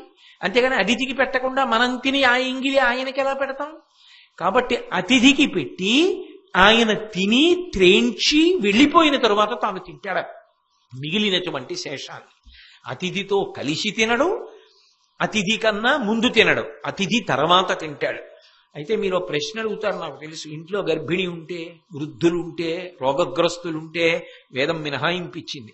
అటువంటి వారెవ్వరినీ ఆపవలసిన అవసరం ఉండదు. పసిపిల్లల తల్లులున్నా అటువంటి వాళ్ళెవ్వరిని ఆపమని శాస్త్రం చెప్పలేదు. మనం సరిగ్గా చదవకుండా శాస్త్రము కఠినమని వంక చెప్పకూడదు. నువ్వు అసలు ముందు చదివితే నీకు శాస్త్రం ఎంత మృదువుగా ఉందో అర్థం. చదవకుండా నీ పుర్రెకి ఏదో ఓ మాట తట్టిందని విమర్శ చేస్తానంటే 2 చేతులు ఎత్తి నమస్కారం అంతే, దానికి ఇంకా వాదన లేదు. కాబట్టి అతిథి భోజన శిష్టాన్న భోజులు తెరివిచ్చి తగిన వారలకు ప్రదక్షిణముగా నరుగుదురు. ఆ వెళ్ళేటప్పుడు ఆయన ఎందు ఒక గౌరవం ఉంటుంది. ఆయన కొంతమందికి దారి వదిలేస్తుంటాడు, వాళ్లతో చొరబడడం. నిజంగా నాతో కొంతమంది అంటూ ఉంటారు, అమెరికా నుంచి వచ్చామండి, అమెరికాలో ప్రతిదానికి క్యూ పాటిస్తారు, ఇండియాలో అది ఉండదండి, అదే చికాకండి. ఇండియాలో ఉండదంటే ఇండియా మట్టిదా తప్పు, నీది తప్పు. ఇండియాలో ఎవడొద్దన్నాడు క్యూలో నిలబడద్దని చెప్పారు ఎవరైనా నిన్ను? ఈ దేశానికి ఎందుకు అప్రతిష్ట చేస్తావు? నీ ప్రవర్తన వల్ల అలా చేసి దేశం పేరు ఎందుకు పాడు చేయాలి? ఇక్కడ నించోవద్దన్నారా క్యూలో నిన్ను? ఇక్కడ నించో, ఈ దేశానికి గౌరవం తీసుకురా. గంగలేని దేశం దేశమా అని భీష్ముడు అన్నాడు. నువ్వేమో ఈ దేశాన్ని విమర్శించడానికే. ఇక్కడెవడు నించోవద్దన్నాడు క్యూలో? ఎవరికి త్రోవ ఇవ్వాలో వాళ్ళకి త్రోవ ఇస్తే వాడు ధర్మాత్ముడు అన్నాడు. ఎంత పెద్ద పెద్ద మాటలండి. 10 మంది గురించి ఆలోచించడం అంటే ఇదే. అయితే శాస్త్రం ఎవరికి త్రోవ ఇవ్వాలని చెప్పిందో తెలుసా? స్త్రీలు ఉన్నారనుకోండి, వాళ్ళని ఇబ్బంది పెట్టకుండా, వాళ్ళు ఏదో చీకటి పడిపోతోంది, వాళ్ళని ఉంచి ముందు వెళ్ళిపోవడం ఇబ్బంది కాబట్టి స్త్రీలు కనబడితే ముందు వాళ్ళని అనుమతించాలి. అందుకే ఇప్పటికీ వెంకటేశ్వరుడికి సుప్రభాత సేవ అవగానే ముందు సువాసినులు వెళ్తారు. మనం కూడా వెంకటేశ్వర వైభవోత్సవాల్లో ముందు సువాసిని దర్శనం అని చెప్పి వదిలిపెట్టేస్తాం. స్త్రీల పట్ల మర్యాద ఇస్తాడు, చొరబడడం. అంతేకాని వాళ్ళు వెడుతుంటే తను తోసుకుని వాళ్ళని పక్కకి తోసేసి తాను ముందుకు వెళ్ళడు. మర్యాదతో వాళ్ళు వెళ్ళడానికి చోటిచ్చి ఆగుతాడు. వాడు ధర్మాత్ముడని గుర్తుపట్టు ధర్మరాజా. ఎంత చిన్న చిన్న విషయాలు పట్టుకున్నాడండి భీష్ముడు. అలాగే వృద్ధులు ఉంటారు, వాళ్ళ గురించి ఆలోచించాలి. వాళ్ళ గురించి ఆలోచించకుండా వెళ్ళేవాళ్ళు ఉంటాడు, వాడిని భగవంతుడు ఇష్టపడడు. తిరుమలలో క్యూ కాంప్లెక్స్ లో గదులు తెరుస్తారు. పాపం అందులో పెద్దవాళ్ళు ఉంటారు. ఆ పెద్దవాళ్ళు గబగబా పరిగెత్తలేరు, వైకుంఠంలో కొంచెం మిల్లిగా నడుస్తూ ఉంటారు. వాళ్ళని దాటి పరుగులు పెట్టి వెళ్ళిపోతుంటారు. వాళ్ళు పాపం ముందొచ్చి ముందు కూర్చున్నా ఓపిక ఉండదు, గబగబా వెళ్ళలేక వెనక వాళ్ళందరూ వెళ్ళిపోతుంటే ఆ భర్తో కొడుకు అమ్మ రామ్మ రామ్మ అంటుంటే ఓపిక లేదు, నడవలేక వెనకనున్న వాళ్ళందరూ వెళ్ళిపోతుంటే ఆవిడ ఎంత చిన్నబుచ్చుకుంటుందో. ఏమి నీ తల్లి లాంటిది కాదు? వృద్ధులైతే వెనకాతల నడవలేవు, ఆపేస్తారా? దర్శనం ఇవ్వరా? ఎందుకు ఇవ్వరు? కానీ మనమేమో వృద్ధుల్ని దాటి పరిగెత్తి వెళ్ళిపోయి వెంకటేశ్వర దర్శనం చేస్తే ఆయన మన అనుగ్రహించేస్తాడనుకుంటే భీష్మాచార్యులు వారి దృష్టిలో అది ధర్మమా? కాదు. వృద్ధులు ఎక్కడున్నారో వాళ్ళకి అవకాశం. ఎందుకంటే శరీర పటుత్వము లేదు, అలా తోసేస్తే వాళ్ళు పడిపోతారు. 10 మాటలు అలా జరిగితే ఎక్కడికి వెళ్ళడానికి వాళ్ళు భయపడతారు. వాళ్ళకి ఎలా అవకాశం? నువ్వు పెద్దలని గౌరవించడం సమాజంలో ధర్మానికి పరాకాష్ట. అప్పుడు కదా మనిషి వ్యక్తిత్వానికి గౌరవం. కాబట్టి పెద్దలను గౌరవించాలి. పెద్దలను అంటే వయస్సులో పెద్దలను, జ్ఞానవృద్ధులను. జ్ఞానమున్నవారు ఉంటారు, ధర్మాత్ములు ఉంటారు, వారిని గౌరవించాలి. ఇంటికి వెళ్ళావు, తండ్రి గొప్పవాడు, తండ్రిని గౌరవించాలి, అన్నని గౌరవించాలి, తల్లిని గౌరవించాలి. వదిన ఉంటుంది, ఒక్కొక్కసారి మరిది కన్నా వదిన వయస్సులో చిన్నదై ఉంటుంది. అనేక సందర్భాల్లో మీరు చూస్తుంటారు, వదిన గారి వయస్సు మరిది కన్నా కూడా చిన్నది ఉంటుంది. అయినా కూడా వదిన తల్లితో సమానం. వదినని గౌరవించాలి. వాళ్ళకి ముందు నడిచేటటువంటి అవకాశం కల్పించాలి. అది పెద్దరికం. అటువంటి పెద్దలకి దారి ఇచ్చేవాడు. అంతేకాని తాను చొరబడిపోడు. చొరబడకుండా నిలబడతాడు. ధర్మం అంటే పాటించడం. రేపు ఊరేగింపు పెడతాంగా, భీష్మధర్మం ఎంతమంది పాటిస్తారో తెలుస్తుంది. కాబట్టి అలాగే భారవాహులు, బాగా బరువు ఎత్తుకుని వెడుతుంటారు కొంతమంది. వాళ్ళని ముందు వదిలిపెట్టేస్తారు. ఎవరో పాపం ఆయనకి అంతకన్నా అవకాశం లేక 80 కిలోల బస్తా భుజం మీద పెట్టుకుని ఎడుతుంటాడు. ఆయనకి అడ్డంగా 15 మోటార్ సైకిళ్ళు ఎడితే ఆయన అలాగే పట్టుకుని నించుండిపోవాలా? ఆయన పెద్ద బరువు మోస్తున్నాడు. ఆయన వెళ్ళిపోవడానికి నువ్వు అవకాశం ఇవ్వాలి. అది మర్యాద. ఆ మర్యాద పాటించగలగాలి. బరువు పట్టుకున్న వాడికి ముందు త్రోవ ఇచ్చేసేయాలి. అంతేకాని మనం చొరబడిపోకూడదు. ఈ చిన్న చిన్న వాటిల్లో మనిషిలో ఉన్న ధర్మం తెలుస్తుంది. ధర్మరాజా, అక్కడ పట్టుకోవచ్చు నువ్వు. వాడికి ధర్మం ఎంత వంట పట్టిందో నీకు అర్థమవుతుంది. అలాగే ఆవుల మంద వెడుతోంది, దానికి దారి విడిచిపెట్టాలి. గోవులకు దారి వదిలిపెట్టాలి. బాలురు, చిన్నపిల్లలు వెడుతూ ఉంటారు. చిన్నపిల్లలు వెడుతున్నప్పుడు ఆగిపోవాలి ప్రయత్నపూర్వకంగా. అంతేకాని చిన్నపిల్లలు వెడుతుండగా మనం కూడా వేగంగా వెళ్ళకూడదు. తెల్లవారి లేస్తే చూస్తాం, ఆ వీధుల్లో పిల్లలు అటు ఇటు పరిగెడతారని తెలిసి ఉండి ఎంత వేగంగా వెళ్ళిపోతూ ఉంటారు. తెలియక ఎవరైనా పిల్లాడు ఈ ఇంట్లోంచి ఆ ఇంట్లోకి గబుక్కుని, వాడు అమాయకత్వం తెలియదు, 5 ఏళ్ల పిల్లాడు ఈ ఇంట్లోంచి ఆ ఇంట్లోకి పరిగెత్తపోతే తండ్రి అక్కడ కూర్చుని ఏదో అంటాడు, ఒరే అత్తని అడిగి తీసిరారా ఓసారి అంటాడు. వీడు సర్రని పరిగెడతాడు. వాడు 100 కిలోమీటర్ల వేగంతో పెడతాడు ఆ సందుల్లో. ఆపగలడా? ఏమైనా జరిగితే ఆ పిల్లాడికి ఏం మెల్లిగా వెళ్ళలేవా? ఏమిటి ఆ తొందర? ఏమిటి సందుల్లో అంత వేగంగా ద్విచక్ర వాహనాలు నడపడం ఏమిటి? అంటే ఎవడికి వాడికి ఉండాలి క్రమశిక్షణ. బహుశా ట్రాఫిక్ రూల్స్ గురించి కూడా భీష్ముడు ఆ రోజుల్లోనే మాట్లాడాడు. కాబట్టి స్కూల్ జోన్ అని ఇప్పుడు పెడుతున్నామే, వీటన్నింటినీ ట్రాఫిక్ రూల్స్ గురించి అప్పుడు మాట్లాడాడు భీష్మాచార్యుడు అంపశయ్య మీద పడుకొని. పిల్లల విషయంలో జాగ్రత్త లేకపోతే అర్థం లేదు. అలాగే రాజు, నువ్వు ఇంట్లో ఉన్నావు, నాన్నగారు వెడుతున్నారు, దారి ఇవ్వాలి. గురువు గారు ఎడుతున్నారు, దారి ఇవ్వాలి. ఓ కార్యాలయంలో ఉన్నావు, కార్యాలయంలో అధికారి వెడుతున్నాడు, దారి విడిచిపెట్టాలి. ఎక్కడ ఎవరు పెద్దరికంతో ఉంటారో వారు వెడుతున్నప్పుడు స్వచ్ఛందంగా ఆగి దారి విడిచిపెట్టేయాలి. ఎందుకంటే అది విశ్వాంశ, దానికి ఆ గౌరవం ఇవ్వాలి. వారికి ఆ గౌరవం ఇచ్చి నడిచినప్పుడే మనిషిలో ధర్మం బయటికి వస్తుంది. అందుకని అన్ని వేళలా మనమే గొప్ప అనకూడదు. కాబట్టి అలా నిలబడగలిగితే, అలా దారి ఇస్తే. 2, చాలా ఆతృతతో ఉన్నవాళ్ళు ఉంటారు. బహుశా అండి, ఇంతకన్నా ప్రపంచంలో దోషభూయిష్టమైన విషయం ఇంకోటి ఉండదు. అప్పుడు మాట్లాడాడు భీష్ముడు. అంబులెన్సులు వెడుతుంటాయి, లోపల ఉన్నవాడి గుండెలు ఎగిరిగిరి పడుతుంటాయి. ఏ సిలైనో ఆక్సిజన్నో పెట్టి తీసుకెళ్తుంటారు. ఇంకొక కిలోమీటర్ దూరంలో హాస్పిటల్ ఉంటుంది. ఆ కుటుంబం అంతా ఆయన మీదే ఆధారపడింది. ఒక్క 10 నిమిషాల్లో వెళ్తే బ్రతుకుతాడు. ఎదురుగుండా వాళ్ళు దారివారు. అలాగే అడ్డంగా వెడుతుంటాడు, అలాగే ఉంటాడు, కానీ వాడు మాత్రం దారివాడు. పైన సైరన్ అలా వేస్తూనే ఉంటుంది. ప్రమాదకరమైన స్థితిలో రోగి ఉన్నాడు, దారి విడిచిపెట్టండి అని. వాళ్ళకి ట్రాఫిక్ సిగ్నల్ కూడా లేదు, అది వెళ్ళిపోవచ్చు. మనిషిగా పుట్టినందుకు కనీస గౌరవం. మన సాటి మనిషి వాడెవరో మనకి తెలియదు, కానీ ఆయన భార్య ఏడుస్తోంది, బిడ్డలు ఏడుస్తున్నారు. ఆయన బ్రతకాలని ఎంత తాపత్రయపడుతున్నారో. బ్రతికించడం మన చేతిలో లేదు, కనీసం దారి వదిలిపెట్టగలగడం మన చేతిలో. ఎంత పని మీద ఉన్నా నువ్వు కారు పక్కన పెట్టి అంబులెన్స్కి దారి వదిలిపెట్టాలి. ఒక రోగి వెడుతున్నప్పుడు ముందు దారి ఇచ్చేసి. రోగికి దారి ఇవ్వడం కన్నా ధర్మం ఇంకోటి లేదు. నేను పూజలు చేస్తానండి, పునస్కారాలు చేస్తానండి అని అంబులెన్స్కి అడ్డెడితే వాడు ధర్మాత్ముడు కాడు. ధర్మరాజా, నువ్వు లెక్కలోకి తీసుకోకన్నాడు అంతే భీష్ముడు. ఎప్పుడు మాట్లాడాడండి ఇవన్నీ? అంపశయ్య మీద పడుకుని మాట్లాడాడు. శాంతి పర్వం అనుశాసనిక పర్వం మనం చదువుకుని మన పిల్లలకి చెప్తే ఉత్తమ పౌరులు తయారవుతారు. ఇంకింతకన్నా సివిక్ సెన్స్ అంటుంటారే పౌరధర్మాలు, ఇంకింతకన్నా ఏ ఉంటాయి? నేనేదో మీకు రుచికి ఒక పద్యం చెప్తున్నా.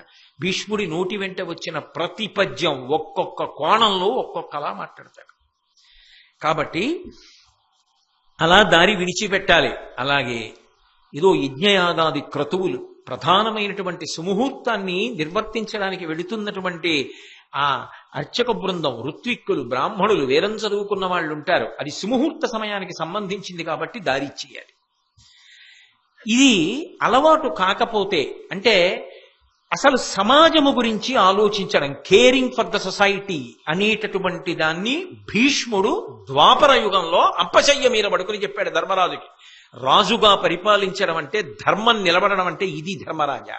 నీ ప్రజలకి ఇది అలవాటు చేయి, దీని గురించి చెప్పించు, ఇవన్నీ బాగా ప్రజలకు అలవాటు పడేటట్టు చెయ్యి. అది నిజమైన అభివృద్ధి. అది లేకుండా వచ్చిన భౌతికమైన అభివృద్ధి కానే కాదు. ఎన్ని వేల మోటార్ సైకిళ్ళని ఒక అంబులెన్స్కి దారివ్వడం చేత కానప్పుడు ఆ ప్రజల గురించి ఏమని చెప్పుకుంటారు రేపు పొద్దున్న? అలా ఉండకూడదు ధర్మరాజా. తెగేసి చెప్పేశాడు భీష్మాచార్యుడు. ఇంతకన్నా కఠినంగానే మాట్లాడడం మర్యాద కాదు. కాబట్టి అర్హులైన వారికి దారి విడవాలి, పెద్దలైన వారికి ప్రదక్షిణంగా వెళ్ళాలి. ఎవరు పెద్దలైన వారు? అగ్నిహోత్రం ఉంది, దాన్ని కుడి చేతి వైపు ఉండేటట్టుగా వెళ్ళాలి తప్ప దాన్ని ఎడం వైపు ఉండేటట్టుగా వెళ్ళకూడదు. అగ్ని కనపడింది, ప్రదక్షిణంగా వెళ్ళాలి. వృద్ధులు కనపడ్డారు, ప్రదక్షిణంగా వెళ్ళాలి. ఎద్దు కనపడింది, ప్రదక్షిణంగా వెళ్ళాలి. ఆవు కనపడింది, ప్రదక్షిణంగా వెళ్ళాలి. దేవాలయం కనపడింది, ప్రదక్షిణంగా వెళ్ళాలి. దేవుడు, ఉత్సవమూర్తి కనపడ్డారు, ప్రదక్షిణంగా వెళ్ళాలి. అలాగే గోశాల కనపడింది, ప్రదక్షిణంగా వెళ్ళాలి. వేదం చదువుకున్న వాళ్ళు కనపడ్డారు, ప్రదక్షిణంగా వెళ్ళాలి. పరమ ధర్మాత్ముడైన ధార్మికుడు కనపడ్డాడు, ప్రదక్షిణంగా వెళ్ళాలి. వృద్ధులు కనపడ్డారు, ప్రదక్షిణంగా వెళ్ళాలి. అలా వెళ్ళాడంటే వాడి మనసులో కొంతమందిని గౌరవిస్తాడు. గౌరవించడం గొప్పతనం, ఎవడినైనా ధిక్కరించడం అన్యాయం, సంస్కార రాహిత్యం. కాబట్టి అలా ఎవడు గౌరవించగలడో, అలా ఎవరు ప్రవర్తించగలడో వాడు ధర్మాత్ముడు. బాబోయ్, ఎలా మాట్లాడాడండి అసలు మహానుభావుడు! ఇన్ని విషయాలు నేర్పాడండి మనుష్యులకి. ఇది లేనప్పుడు ఎన్ని ఉపవాసాలు చేశావు, ఎన్ని తులసి దళాలెట్టుకు వెళ్ళావు, ఎన్ని మారేడు దళాలెట్టుకు వెళ్ళావు, ఎప్పుడు స్నానం చేశావు, ఎక్కడ స్నానం, ఏమి ఉపయోగం ధర్మరాజా? మనిషి మనసులో మార్పు రావాలి, సమాజం గురించి ఆలోచించాలి. అది నిజమైన ధర్మం సుమా. అప్పుడు మాట్లాడాడు సమాజ సేవ గురించి. కాబట్టి విడువరు మలమూత్రంబులర్హంబు కానిచో అధిప అతిథి భోజన శిష్టాన్న భోజులు తెరివిచ్చి తగిన వారలకు ప్రదక్షిణముగా నరుగుదురు నడపుదురు సత్య ఆజ్యవములు. ఎప్పుడు నిజమే మాట్లాడతారు, రుజుత్వం. ఏది మాట్లాడారో దాన్నే పాటిస్తారు తప్ప ఒకటి చెప్పడం, ఒకటి చెయ్యడం, ఇంకొకటి చెప్పడం ఉండవు. సత్యము చెప్తాడు, ఏది చెప్పాడో అదే చేయడానికి ప్రయత్నిస్తాడు, అదే చేస్తాడు. అది రుజుత్వం. అలా ఉంటారు. అలాగే శరణు సొచ్చిన కాతురు. ఎంత తప్పు చేసిన వాడు కానివ్వండి, అయ్యా నన్ను క్షమించండి అన్నాడు అనుకోండి, అంతే, మర్చిపోతాడు, వదిలిపెట్టేసి కౌలించుకుంటాడు. పరమస్నేహ భావనతో ఉంటాడు. క్షమించండి అన్నాడు అనుకోండి, అంతే, ఇహ పట్టించుకోండి. అది గొప్పతనం. కాబట్టి శరణన్న వారిని కాపాడతాడు. సురతగుప్తి పరులు, దీని గురించి పెద్ద వ్యాఖ్యానం చేయక్కర్లేదు. ప్రతివారు పెళ్లి చేసుకుంటారు, సంతానాన్ని కంటారు. కానీ ఈ రెండిటికీ మధ్యలో జరిగేటటువంటి విషయం గురించి, తను తన భార్య ఏకాంతంగా పడుకున్నప్పుడు జరిగేటటువంటి కొన్ని విషయాల గురించి ఎప్పుడూ ఎవరితో మాట్లాడనివాడు, ఎన్నడూ మాట్లాడకూడదు. అలా మాట్లాడకుండా మాట మీద జాగ్రత్త ఉండేవాడు, అదుపు ఉండేవాడు. అంతేకాని అర్థం పర్థం లేకుండా అన్నీ మాట్లాడడం అలవాటైన వాడు కానివాడు. నిజదార తృప్తులు. తన భార్య యందు అపారమైన ప్రేమ ఉన్నవాడు, తన భార్య వలనే ఇంద్రియముల తృప్తిని పొందేటటువంటి వాడు. గురు వినీతుడు. గురువు గారి పేరు చెప్పేటప్పటికి రెండు చేతులు జోడించి నమస్కరించి గురువు గారి పేరు చెప్పేటప్పటికి నేల మీద పడిపోతాడు. గురువు అంటే అంత గౌరవం ఉన్నవాళ్ళు. అమల హృదయులు. మనసులో కల్మషం దానివల్ల పోతుంది, ఈ ఆచరణ వల్ల. ఈ కల్మషం పోయిన మనసు ఉన్నవాళ్ళు. సంతోషం ఆరగలరు. ఇటువంటి వాళ్ళు ఎవరున్నారో వాళ్ళు సాధు పురుషులు. వాళ్ళు ఎక్కడున్నా సంతోషంగా ఉంటారు. అలాంటి వాళ్ళు ఎక్కడుంటారో అక్కడ కూడా సంతోషంగా ఉంటారు. కాబట్టి ధర్మరాజా, అటువంటి వారు సాధు పురుషులని గుర్తుపెట్టుకో. అంటే ధర్మరాజు గారు ఒక ప్రశ్న అడిగాడు. చాలా బాగుంది మీరు చెప్పింది తాత. కానీ తాతగారు, ఇవన్నీ పాటించేవాళ్ళు కొంతమంది ఉన్నారు, కానీ వాళ్ళకి ఏదో రోగం వస్తూ ఉంటుందే, వాళ్ళు బాధపడుతుంటారే శారీరకంగా. అంత ధర్మం పాటించేవాడు, అంత మంచివాడు, ఆయనకి అనారోగ్యం రావడం ఏమిటి? ఆయన దగ్గర ఎక్కువ డబ్బు ఉండదు, ఆయన పెద్ద ఐశ్వర్యవంతుడై ఉండడు, ఏదో రెక్కాడితే కానీ డొక్కాడదు, అలా జీవిస్తూ ఉంటాడు. అధర్మాత్ముడు ఉంటాడు, వాడు దీర్ఘాయుర్దాయం పొందుంటాడు, వాడికి ఆరోగ్యం బాగుంటుంది, వాడు మంచి పటుత్వంతో ఉంటాడు, వాడికి చాలా డబ్బు వస్తూ ఉంటుంది. ఏమిటి తాత ఇది లోకంలో విచిత్రం? మరి ఇంత ధర్మాత్ముడు సంతోషంగా ఉండాలి కదా, మరి ఇంత ధర్మాత్ముడు అలా ఉండకపోవడం ఏమిటి? ఇది ఒకటి నాకు ఆశ్చర్యంగా ఉంది తాత. మరి ఇలాంటి వాళ్ళు చాలా మంది దేశంలో బాధపడుతూ కనబడుతున్నారు. సంతోషంగా ఉన్న వాళ్ళు చాలా మంది ధర్మాత్ములైన వాళ్ళు కాకుండా ఉన్నారు. ఇలా ఎందుకుంది? అప్పుడు ధర్మ ఫలితం వ్యతిరేకంగా లేదా? భీష్ముడు నవ్వాడు. నవ్వి, ఒరే నాన్న, విత్తనము లేని అంకురమున్నదా అని అడిగాడు. విత్తనము భూమిలో లేకుండా అంకురం వస్తుందా? మొక్క వస్తుందా? రాదు కదా. విత్తనం ఉంటే కదా అంకురం వస్తుంది. వాడు ఈ జన్మలో ఒకటి అనుభవిస్తున్నాడంటే అది గత జన్మ ఫలితం, అది సనాతన ధర్మమునకు ప్రాణప్రదం. వ్యాసుడు దేవీ భాగవతంలో కూడా ఇదే చెప్తాడు. ఎందుకని అంటే, ఎప్పుడైనా నరహ పరతంత్రాణం పుణ్య పాపానుయోగత, గత జన్మలలో చేసిన పాప పుణ్యములు ఈ జన్మలో ఫలితాన్ని ఇస్తాయి. కాబట్టి గత జన్మలో ఏదో చేశాడు, దాని ఫలితాన్ని ఇప్పుడు అనుభవించేస్తున్నాడు. ఏదో అనారోగ్యం వచ్చింది, డబ్బులు లేవు, ఆ బాధ అలా పడుతున్నాడు. కానీ ఈ జన్మలో చేసిన ధర్మం పోతుందనుకుంటున్నావా? ఆయన్ని రెండు రకాలుగా కాపాడుతుంది. ఒకటి, ఈ జన్మలో ఆయన ధర్మాత్ముడైన కారణం చేత ఒకానొక స్థితిలో భగవదనుగ్రహం చేత జ్ఞానం పొందాడో, ఇవన్నీ పడుతున్నది శరీరం, ఇది నేను కాదని సాక్షిగా నిలబడతాడు. ఆ స్థాయి అనుకరించేది కాదు. ఆ స్థాయిలో ఉన్నవారు దీని క్లేశము తన క్లేశం అనరిక. భగవాన్ రమణులకు సర్కోమా ఆపరేషన్ చేశారు. మోచేతి మీద పుండు, ఏదో లోపల పడుకోబెట్టారు గదిలో. మంచి చలికాలం, బయటంతా చలిగా ఉంది, హేమంత ఋతువు, అది పట్టి నిప్పి ఎక్కువ అవుతుందని కొంతమంది ఏం చేశారంటే మంచం కింద హీటర్ పెట్టారు. తెల్లవారేటప్పటికి ఆయన శరీరం అంతా ఉబ్బి బద్దలైపోయినట్టు అయిపోయి అందులోంచి నెత్తురు కారుతోంది, ఎక్కువైపోయి. వైద్యులు వచ్చి చూశారు. అయ్యయ్యయ్యయ్యయ్యో, ఎవరు పెట్టారండి హీటరు? అలా పెట్టకూడదు, హీటర్ పెడితే సర్కోమా ఆపరేషన్ ఫెయిల్ అయిపోతుంది, విఫలమైపోతుంది, అది మళ్ళీ వికటించింది. ఎవరు పెట్టారన్నారు. వాళ్ళు తెలియక మేము పెట్టామండి అని రమణ మహర్షితో అన్నారు. అరుణాచల భగవాన్ రమణులు నేను చెప్పేది. ఆయనతో అన్నారు, అయ్యా మీకు రాత్రి హీటర్ పెట్టినప్పుడు పడకపోతే మీరు ఇబ్బంది పడుతూ ఉంటే మీరు చెప్పచ్చు కదా పిలిచి అన్నారు. ఆయన అన్నారు, వాళ్ళేమో దీన్ని కోసేసి నిప్పిపోతుందన్నారు, మీరేమో ఆ యంత్రాన్ని పెట్టి దీనికి బాగుంటుందన్నారు. ఇదేమో నాకు బాగులేది, నిప్పెడుతోందని ఇది బాధపడుతోంది. వాళ్ళు చేసిన తమాషా చూశా, మీ తమాషా చూశా, దీని తమాషా చూశా, మూడు చూస్తున్నారు అన్నారు. అదేమిటి అంటే, ఆయన ఇది కాదు వేరు. రాత్రి పడుకున్నారా? ఓ ఇది పడుకుంది అనేవారు. ఇది వేరు, నేను వేరు, నేను దీన్ని ధరించాను.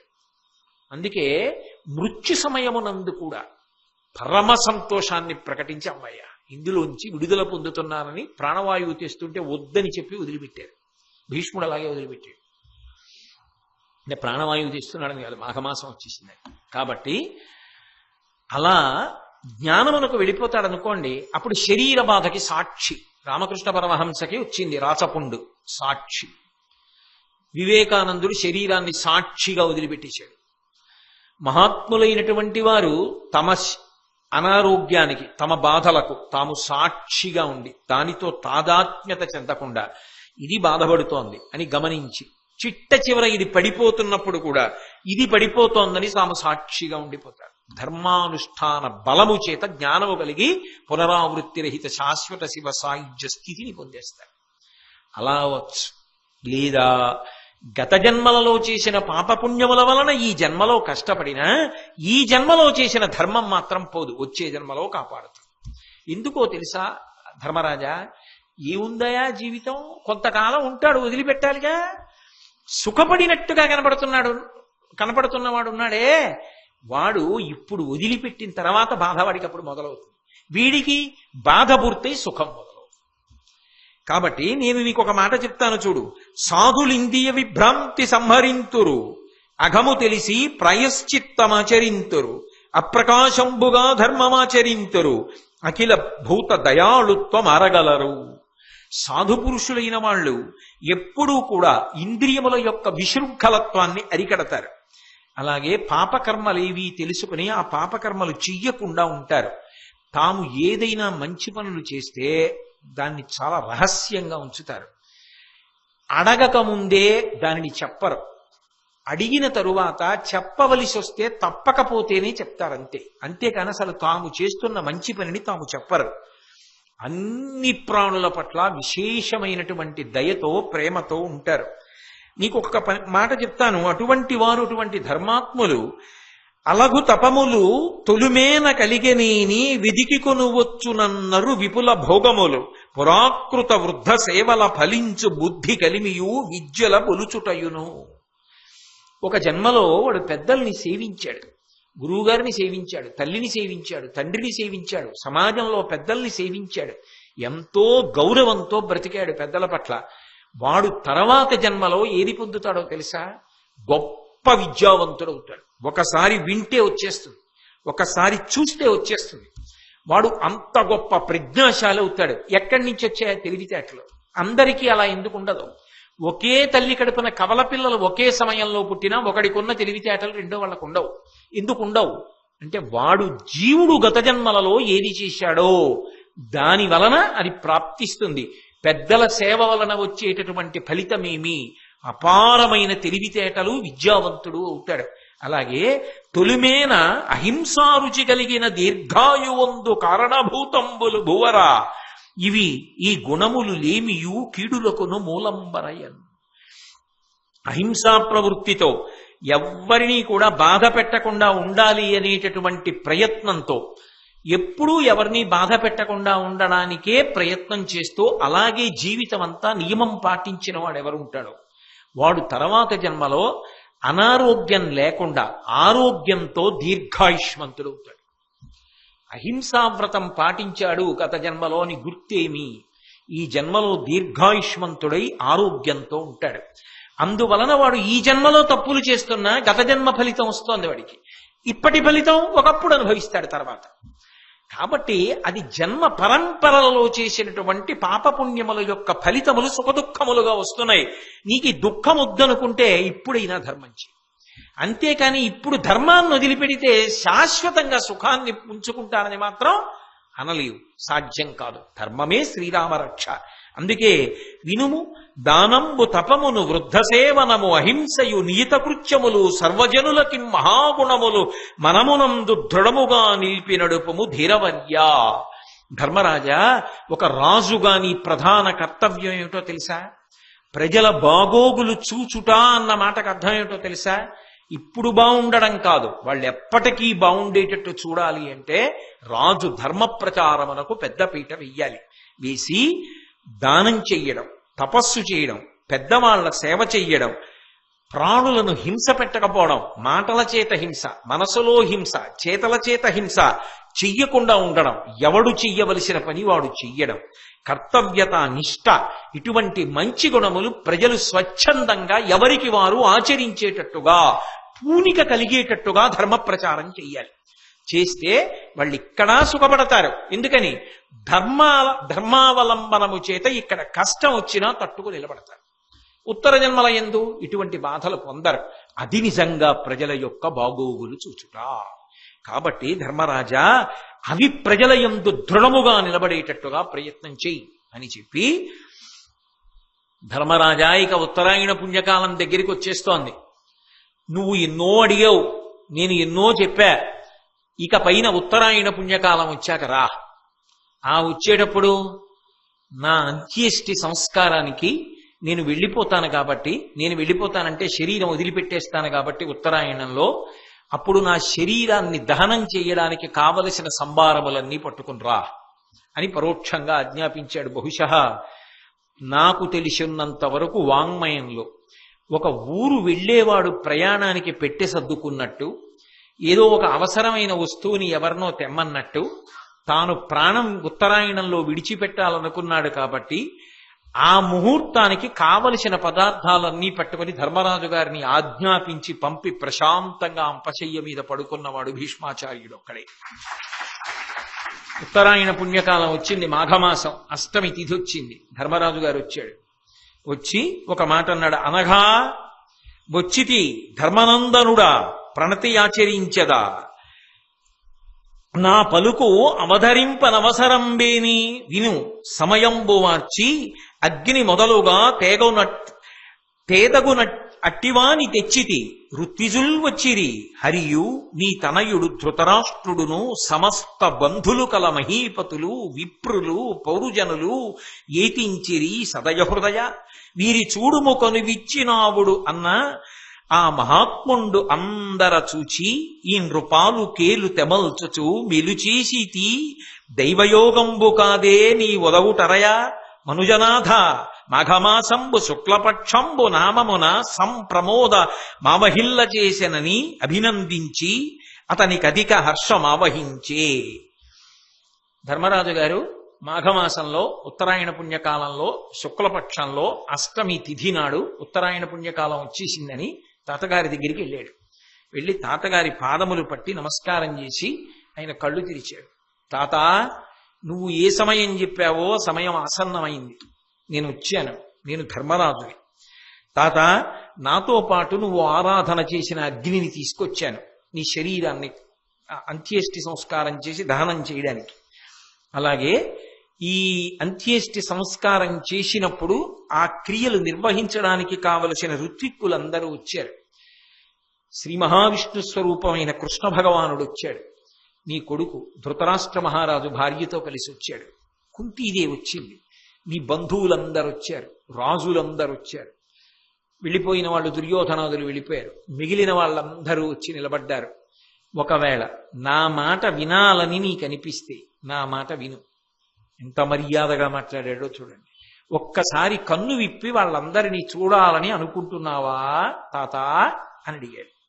ఆయన కళ్ళు విప్పి అందరినీ తేరిపారి చూశాడు. ఏదో ప్రయాణానికి వెళ్ళేవాడు రైలు ఎక్కిన తర్వాత కదిలిపోతుంటే చెయ్యి ఊపుతాడే అంత తేలికగా అందరినీ ఒకసారి చూసి ధర్మరాజు గారి చెయ్యి చేత్తో పట్టుకుని దగ్గరికి తీసుకుని ఆ మూర్ధన్య స్థానమునందుంచుకొని ఒకసారి వాసన చూసి దగ్గరికి తీసుకుని, దైవానుగ్రహం రా, పరమేశ్వరుడు నీలాంటి మనవణ్ణిచ్చాడు, పరమ సంతోషం అని అందరి వంక ఒక్కసారి చూశాడు. చూసి, ఓ మాఘమాసం శుక్లపక్షం అష్టమి వచ్చేసిందా అని ఆనందపడిపోయాడు. నేను ఇందాక భగవాన్ రమణుల గురించి చెప్పానే, తాను శరీరం వదిలిపెట్టేయవలసి వస్తే జ్ఞాని అంత సంతోషంగా వదిలిపెట్టేస్తాడు. ఆయనకి శరీరం అస్థిరం, ఆత్మ శాశ్వతం. నష్టం ఎవరిది? ఇక పైన అలా చెప్పేవాడు లేడు. శరీరము వెళ్ళిపోయిందా ఇక అలా మాట్లాడేవాడేడి? అది కృష్ణ భగవానుడు చెప్పింది. ఒక్కసారి భీష్ముడు లాంటి గురువు వెళ్ళిపోయాడా ఇక చెప్పేవాడు లేడు, అందుకు విను వెళ్ళి అన్నాడు. కాబట్టి పరమ సంతోషంతో ఓ మాఘమాసపు అష్టమి వచ్చింది ఆనందపడ్డాడు. ధృతరాష్ట్రుణ్ణి దగ్గరికి పిలిచాడు. కావున భవితవ్యములకు నీ అడలగవలదు పాండు నృపపుత్రులు సద్భావమున చూడనీర్చిన భూవరా తగనీకు కన్న పుత్రులు కారే. కొడుకా ధృతరాష్ట్ర, బెంగపెట్టుకో. దాని వలన నువ్వు ఏ విధమైనటువంటి చింత పొందవలసినటువంటి అవసరం లేదు. ఎందుకు పొందవలసిన అవసరం లేదు అంటావా? కారణం ఒక్కటే, నువ్వు చేయగలిగిన ధర్మం నువ్వు చేశావు. వ్యాస భగవానుడు ఎప్పుడూ నీకు మంచి మాటలు చెప్తూనే ఉన్నాడు. నీ కొడుకు దుర్యోధనుడు వినలేదు. జరగవలసినటువంటి నష్టం జరిగిపోయింది. దుర్యోధనాదులు మడిసిపోయారు. ఇప్పటికైనా నీ కడుపున పుట్టిన బిడ్డలే పాండవులని అనుకో. అనుకుంటే నువ్వు సంతోషంగా వాళ్లతో కాలం గడపగలవు. వీరిన్ పరిపాలింపుము వీరల శుశ్రూష చిత్తవృత్తి ముదమునన్ కూరగా ధర్మసుతునిపై కారుణ్యము కలిగి పనులు గరపము నిమ్మిన్. వాళ్ళని పరిపాలన చెయ్యి, చక్కగా వాళ్ళకి మంచి మార్గం చూపించు. నా కొడుకులు అనుకో, దగ్గరికి తీసుకో, వాళ్ళకి మంచి మార్గం చూపించు. పెద్దవాడివై పెద్దరికాన్ని వహించి ఉత్తముడిగా హాయిగా శేష జీవితాన్ని గడుపు అన్నాడు. అని ఒకసారి బంధువులందరి వంక చూశాడు. చూసి కృష్ణ పరమాత్మ వంక చూశాడు. చూసి 2 చేతులు కైమోడ్చాడు. నమస్కారం చేసి, దేవదేవా, జీవాత్మక, దేవవంద్య, శంఖచక్ర గదా పద్మచారుహస్త, వాసుదేవ, త్రివిక్రమ, వరద, పరమపురుష, ప్రణతి యొనర్చద కరుణచూడు. ఓ కృష్ణ, వాసుదేవ, జీవాత్మక, దేవవంద్య, శంఖచక్ర గదా పద్మములను ధరించినవాడా అంటే అక్కడ 2 చేతులతో కనపడుతున్నా ఆయనకి తత్వతః విష్ణు స్వరూపంగా దర్శనమిస్తున్నాడు. అటువంటి వాడా, నీకు నమస్కారం, నాకు దారి చూపించు అని, బలము నీవ నాకు భక్తుండనీయడ, అలుబిడ్డలేని ఎట్టివాడ, కావు నన్ను అధిక కారుణ్యమున నిమ్మనుజ్ఞ కమలదళ మనోజ్ఞనయన. ఓ కృష్ణ, నువ్వే నాకు బలం, నేను నిన్ను నమ్ముకున్నాను, నీకు భక్తుణ్ణి, నాకు భార్య లేదు, బిడ్డలు లేరు, ఒక్కడిని, ఇంకా వెళ్ళిపోవాలనుకుంటున్నాను. నా శరీరం వదిలిపెట్టేయడానికి కృష్ణ పరమాత్మ నాకు అనుజ్ఞ కటాక్షించు. మహానుభావుడు స్వచ్ఛంద మరణం. ఆయన తలుచుకుంటే నిజానికి ఎప్పుడు కావాలంటే అప్పుడే విడిచిపెడతాడు. కానీ ఎదురుగుండా పరాత్పరుడైన కృష్ణ భగవానుడు ఉన్నాడు కనుక ఆయన అనుజ్ఞని అడిగాడు. ఎంత మర్యాద పాటించాడో చూడండి. అని, కృష్ణ, నా దోషం లేదు, నువ్వు నారాయణుడవని తెలుసు, అర్జునుడు నరుడని తెలుసు, నా శాయి శక్తులా ప్రయత్నించా, యుద్ధం ఆపడానికి ఎంతో నచ్చ చెప్పి చూశా, దుర్యోధనుడికి చెప్పా, వాడు వినలేదు. మీరు నరనారాయణులన్నా వాడు వినలేదు. యుద్ధానికి వచ్చాడు, సైన్యములన్నీ మడిసిపోయి. నా దోషం లేదు కృష్ణ, త్రికరణ శుద్ధిగా చెప్తున్నా, ఇంతమంది మడిసిపోవడానికి నేను కారణం కాదు అన్నాడు. కృష్ణుడు అన్నాడు భీష్ముణ్ణి చూసి, కీడొకప్పుడు లేదు, కృతపుణ్యుడవు, తండ్రి వలని భక్తి పెంపుకలవు, దానగాదే బంటు ఓలిగంగేయ, మృత్యువు నీ వశమున నిలిచే నిర్భరముగా. నాయన భీష్మ, ఎందుకయా బెంగ పెట్టుకున్నటువంటి మాటలు మాట్లాడతావు? అసలు నీ యందు తప్పు ఎప్పుడైనా ఉందా? ఇప్పుడు లేదంటే ఏంటి? నీ జీవితం మొత్తం మీద తప్పు లేదు. భగవంతుడు ధ్రువపత్రం ఇచ్చాడు. ఇటువంటి వ్యక్తి వాంగ్మయంలో ఇక కనపడడం. మహాభారతంలో అంత ఉత్కృష్ట స్థానాన్ని పొందాడు భీష్మాచార్యుడు. కాబట్టి కీడొకప్పుడు లేదు, కృతపుణ్యుడవు, నీలాంటి పుణ్యాత్ముడు ఈ లోకంలో ఇంకొకడు పుడతాడన్న నమ్మకం లేదు. తండ్రి వలని భక్తి పెంపుగలవు, తండ్రి గారంటే అపారమైన భక్తితో అర్ధకామములను విడిచిపెట్టేశావు. నీలాంటి వ్యక్తి ఎక్కడుంటాడు? లోకంలో ఏ కొడుకు నీలా ఉండే అవకాశం లేదు. దానగాదే, అందువలన కదా లోకంలో అందరినీ భయపెట్టే మృత్యువు నీకు బంటులా నిలబడింది. నువ్వు అడిగితే తప్ప శరీరం వదిలిపెట్టడానికి వీల్లేదు. మృత్యువు నిన్ను గ్రసించాలి. మృత్యువుని జయించావు, నువ్వు పిలిస్తే తప్ప రావడానికి వీల్లేదు, అలా ఆగిపోయింది. ఇంతమందిలో, ఇన్ని కోట్ల మందిలో నీలా మృత్యువుని దాసుణ్ణి చేసుకున్నవాడు ఉన్నాడా? భీష్మ, నీ గొప్పతనానికి ఇంతకన్నా తార్కాణం ఉంటుందా? మహానుభావ, నిన్ను చూసి సంతోషిస్తున్నానయ్యా. నీలాంటి వాడు ధ్రువతార ఈ లోకానికి రావడమే గొప్పతనం. అప్పశయ్య మీదుండి ఇన్నాళ్ళు ఇన్ని ధర్మాలు చెప్పావు కదయ్యా అన్నాడు. 2 కన్నుల ఆనంద భాష్పాలు పడుతుండగా కైమోడ్చి చేతులతో నమస్కరించి కృష్ణ భగవానుడి యొక్క అనుమతి తీసుకుని ఒకసారి అందరి వంక చూశాడు. మీ అందరి అనుమతి అడుగుతున్నాను, ఇక నేను బయలుదేరుతున్నాను, శరీరం వదిలిపెట్టేస్తున్నాను అని ఒక్కసారి ధర్మరాజుని గారిని పిలిచి దగ్గరికి తీసుకుని కౌగిలించుకున్నాడు. చరమ సందేశం, ఆఖరి మాటలు చెప్తున్నాను, బాగా వినండి. క్రూరత్వాన్ని విడిచిపెట్టండి. మనసులో కాని, శరీరంతో కాని, క్రియచేత కాని ఎన్నడూ క్రౌర్యంతో ప్రవర్తించకండి. పరమ ప్రశాంతంగా వేరొకరి శాంతిని కాంక్షించండి. అది ఈ దేశం గొప్పతనం. ఎటువంటి చరమ సందేశాలు ఇచ్చారో చూడండి మహాత్ములు. అక్రూరులై జీవించండి, సత్యవచనులై జీవించండి. భగవంతుడు మనిషికొక్కడికే స్వరపేటికి ఇచ్చాడు.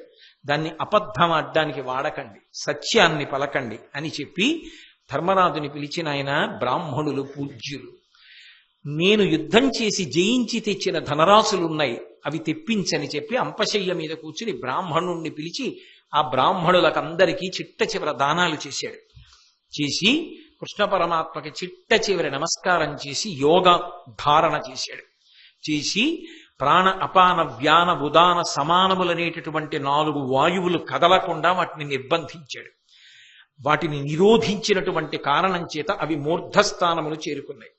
చేరుకున్న తరువాత మెల్లగా ఒక్కొక్క చోటు నుంచి శరీరంలో కాలి బొటనవేలి గోటి దగ్గర నుంచి ప్రాణవాయువుని ఉపసంహారం చేశాడు. ఉపసంహారం చేసి వెనక్కి లాగేస్తుంటే లోపల ఉన్న ఎముకలన్నీ కరిగిపోతూ శల్యములు లేకుండా అయిపోయింది శరీరం. నేనెక్కడ చదవలా వాంగ్మయంలో, ఇంతటి మహాత్ముడు, ఇంతటి యోగధారణ శక్తి ఉన్నవాణ్ణి నేను చూడలా. కృష్ణుడంతటి వాడు ఆశ్చర్యచకితుడై అలా నిలబడిపోయాడు. ఉపసంహారం చేస్తుంటే ఎముకలన్నీ కరిగిపోతున్నాయి. మెల్లిగా ఒక్కొక్క చోటు నుంచి లాగేశాడు ప్రాణాన్ని. ఉపసంహారం చేసి ప్రాణములన్నింటినీ కూడా మూర్ధన్య స్థానమునకు చేర్చాడు.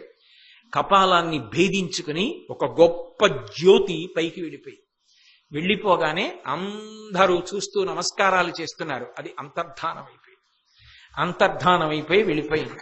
చూశాడు కృష్ణ భగవానుడు, ధర్మరాజు, వీళ్ళందరూ చూశారు. పైనుంచి పెద్ద పుష్పవృష్టి పడింది. దేవతలు నగారాలు మోగించారు. మాట తడబడుతోంది నాకు. దేవతలు నగారాలు మోగించారు. పెద్ద పుష్పవృష్టి పడింది.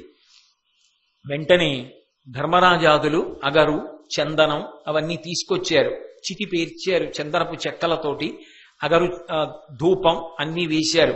ఆయన ఒళ్ళంతా చందనాన్ని అలదారు. మంచి పట్టుబట్ట శరీరానికి అంతటికీ చుట్టారు. ఒళ్ళంతా మణిహారములను అలంకారం చేసి, ఇంతటి మహాత్ముడు ఇక మళ్ళీ రాడు అని తలవైపు నకుల సహదేవులు పట్టుకున్నారు. కాళ్ల వైపు ధృతరాష్ట్ర మహారాజు, ధర్మరాజు పట్టుకున్నారు. పట్టుకుని ఆ శరీరాన్ని ఎత్తి పాడి మీద ఉంచారు. దాన్ని తీసుకుని వెడుతూ ఉంటే భీమార్జునులు 2 పక్కల నిలబడి చామరం వేశారు. ఆ కురువంశంలో వృద్ధకాంతలందరూ విసిరికర్రలు పట్టుకుని విసిరారు. దాన్ని శవవాహనం మీద ఉంచి ఆ అంత్యేష్టి సంస్కారాన్ని నిర్వహించవలసినటువంటి ప్రదేశానికి తీసుకెళ్లారు. ధౌమ్యుడు వచ్చి దానికి కావలసినటువంటి అగ్నికి సంబంధించిన సంస్కారం అంతా చేసి హోమం చేశాడు. వ్యాసుడు, దేవలుడు, నారదుడు ఇటువంటి మహర్షులందరూ వచ్చారు. మహానుభావుడు. ఇటువంటి వాడిక రాడు భూమి మీదకి. ఎన్ని ధర్మాలు చెప్పాడు, ఎంత సత్యవచనుడు ఈ బ్రతికాడు, ఎంత పరాక్రమశాలి. అర్ధకామములను తండ్రి కోసం విడిచిపెట్టాడు. ఇక ఇటువంటి వాడు రాడని ఈ శరీరమునకు ఆఖరి దర్శనం. ఇది పంచభూతములలో కలిసిపోతోందని చూస్తున్నారు. అందరూ పెద్ద పెద్ద కుండలతో నీటిని ఆ శరీరం మీద పోశారు. భగ్గున జ్వాలలేగి ఆకాశం అంతా కాంతులుచ్చాయి. ఆ శరీరము దహనమైపోయి బూది కుప్పలై పడిపోయి అని వెడుతున్నప్పుడు ధృతరాష్ట్ర మహారాజు యొక్క కొడుకు మాత్రం యుయుత్సుడు గొడుగు పట్టాడు. ఆయన ఒక్కడు ఆ అదృష్టాన్ని పొందాడు. బతికినవాడు ఆయన ఒక్కడే, వైశ్యకాంత యందు పుట్టినవాడు. భీష్ముడి యొక్క అంత్యేష్టి సంస్కారం పూర్తయిపోయింది. అప్రదక్షిణంగా పాండవులందరూ చితికి తిరిగి ధృతరాష్ట్రుడితో కలిసి గంగానది స్నానం చేశారు. గంగమ్మ పైకి లేచి ఇంత గొప్ప కొడుకుని కన్నాను. ప్రపంచ వాంగ్మయంలో ఇక పూర్వం కానీ ఇక ముందు కానీ ఇటువంటి వాడు ఉండడు. అటువంటి కొడుకుని కన్నా. ఏమిటి ఆయన చేసిన తప్పు? తమ్ముడికి పెళ్లి చెయ్యాలని అంబాలికల్ని తీసుకెళ్లాడు. అంబాలికలు అంగీకరించారు. అంబ అంగీకరించలేదు. అంగీకరించకపోతే ఆమె ఎవరిని ఇష్టపడిందో వాళ్ళ దగ్గరికి పంపాడు.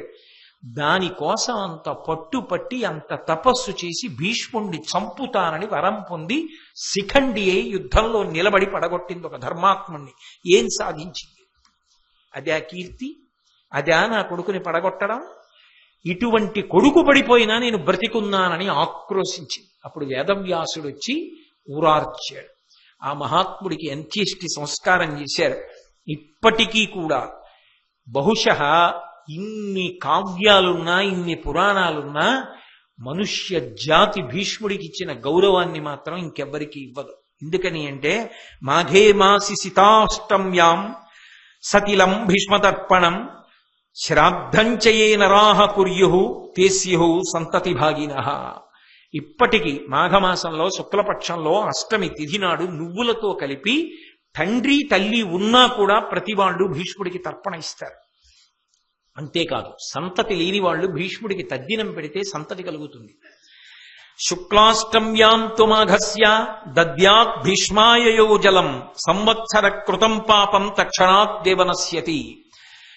మాఘమాసంలో శుక్లపక్షం అష్టమి తిథి నాడు ఎవరు తర్పణ భీష్ముడికి విడిచిపెడతారో అటువంటి వారికి సంవత్సరంలో చేసినటువంటి పాపమంతా నశించిపోతోంది. ఆ తర్పణ చేసేటప్పుడు వైయాఘ్రపద్య గోత్రాయ సంకృత్య ప్రవరాయ చ గంగాపుత్రాయ భీష్మాయ ఆజన్మ బ్రహ్మచారిణి అపుత్రాయ దదాంయే తత్ ఉదకం భీష్మవర్మణి అన్న శ్లోకంతో ఆయనకి తర్పణ విడిచిపెడతారు. అంత గొప్ప స్థితిని సమస్త మనుష్య కోటియందు ద్వాపర యుగంలో వెళ్ళిపోతే కలియుగంలో ఇప్పటికీ ఎప్పటికీ అందరి చేత తర్పణ అందుకుని శ్రాద్ధం పెట్టించుకున్నటువంటి ఘనత పొందినవాడు ఎవరంటే భీష్ముడు ఒక్కడే. అంతటి మహానుభావుడు భీష్ముడు వెళ్ళిపోయాడు. ధర్మరాజు గారికి పట్టాభిషేకం జరిగింది. చాలా సంతోషించాడు. అందరూ ఆనందించారు. ఆయన కూడా వెళ్ళిపోవాలి కదా, మరి ఎప్పుడోప్పుడు వెళ్ళిపోవాలి. వసువులలో కలిసిపోయాడు. ఉన్నన్నాళ్ళు ఉన్నాడు. లోకమునకు అందించవలసిన ధర్మాన్నంతటినీ అందించాడు. ధర్మరాజు గారు పరమ ధార్మికంగా రాజ్య పరిపాలన చేశాడు. ప్రజలందరూ సుఖశాంతులతో ఉన్నారు. అందరూ ఎక్కడ చూసినా కృష్ణ కృష్ణ కృష్ణ అని కృష్ణనామాన్ని గానం చేశారు. ధర్మరాజు గారి పరిపాలనలో ఎక్కడ చూసినా ప్రజలకి ధర్మమునందు అనురక్తి. అంత అనురక్తితో చక్కగా అందరూ ధర్మానుష్ఠానం చేశారు. మహాభారతం ఇంత గొప్ప ధర్మాన్ని అందించింది. అత్యద్భుతంగా అలా ఆ ధర్మరాజు గారి యొక్క పరిపాలనలో భూమి అంతా కూడా సస్యశ్యామలంగా నెలకి 3 వానలతో పుత్రపౌత్రాదులతో అందరూ శోభిల్లగా, ఎక్కడూ దొంగతనాలు లేకుండా, ఎవ్వరూ వైధవ్యాన్ని పొందకుండా పరమ సంతోషంగా అందరూ ఆనందంగా జీవితం గడిపేటట్టుగా ఎక్కడ చూసినా ధర్మకార్యాలతో పెద్దల యందు గౌరవంతో సమాజ హితంతో జీవనం చేస్తూ ఉండగా పరమ సంతోషంగా రాజ్యపాలన జరిగిందన్న మంగళవార్త దగ్గర ఇప్పుడు మే 22, 21 నాకు జ్ఞాపకం లేదు, అప్పుడు మొదలుపెట్టినటువంటి భారతం మీద ప్రసంగాల్ని ఇవాల్టితో పూర్తి చేసేస్తున్నాను. ఇక్కడితో ఆ ప్రసంగాల పరంపర పూర్తయిపోయింది. మళ్ళీ ఎప్పుడు ఈశ్వరాజ్ఞ అయిన నాడు పునఃప్రారంభం చేస్తాను. అలా ప్రారంభం చేసిన రోజున శ్రీకృష్ణ భగవానుడు అన్నదానితో ప్రారంభం చేస్తాను. వ్యాస భగవానుడు అని మొదలుపెట్టి నాకు జ్ఞాపకం ఉన్నంత వరకు మహాభారతంలో వ్యాసుడు, మహాభారతంలో కుంతి, మహాభారతంలో గాంధారి, మహాభారతంలో సైంధవుడు, మహాభారతంలో శల్యుడు, మహాభారతంలో హిడింబ, మహాభారతంలో ఘటోత్కచుడు, మహాభారతంలో మహానుభావుడు అర్జునుండే పడగొట్టినటువంటి కొడుకు ఆయన గురించి, అలాగే ఉలూచి, వీళ్ళందరి గురించి మాట్లాడాం.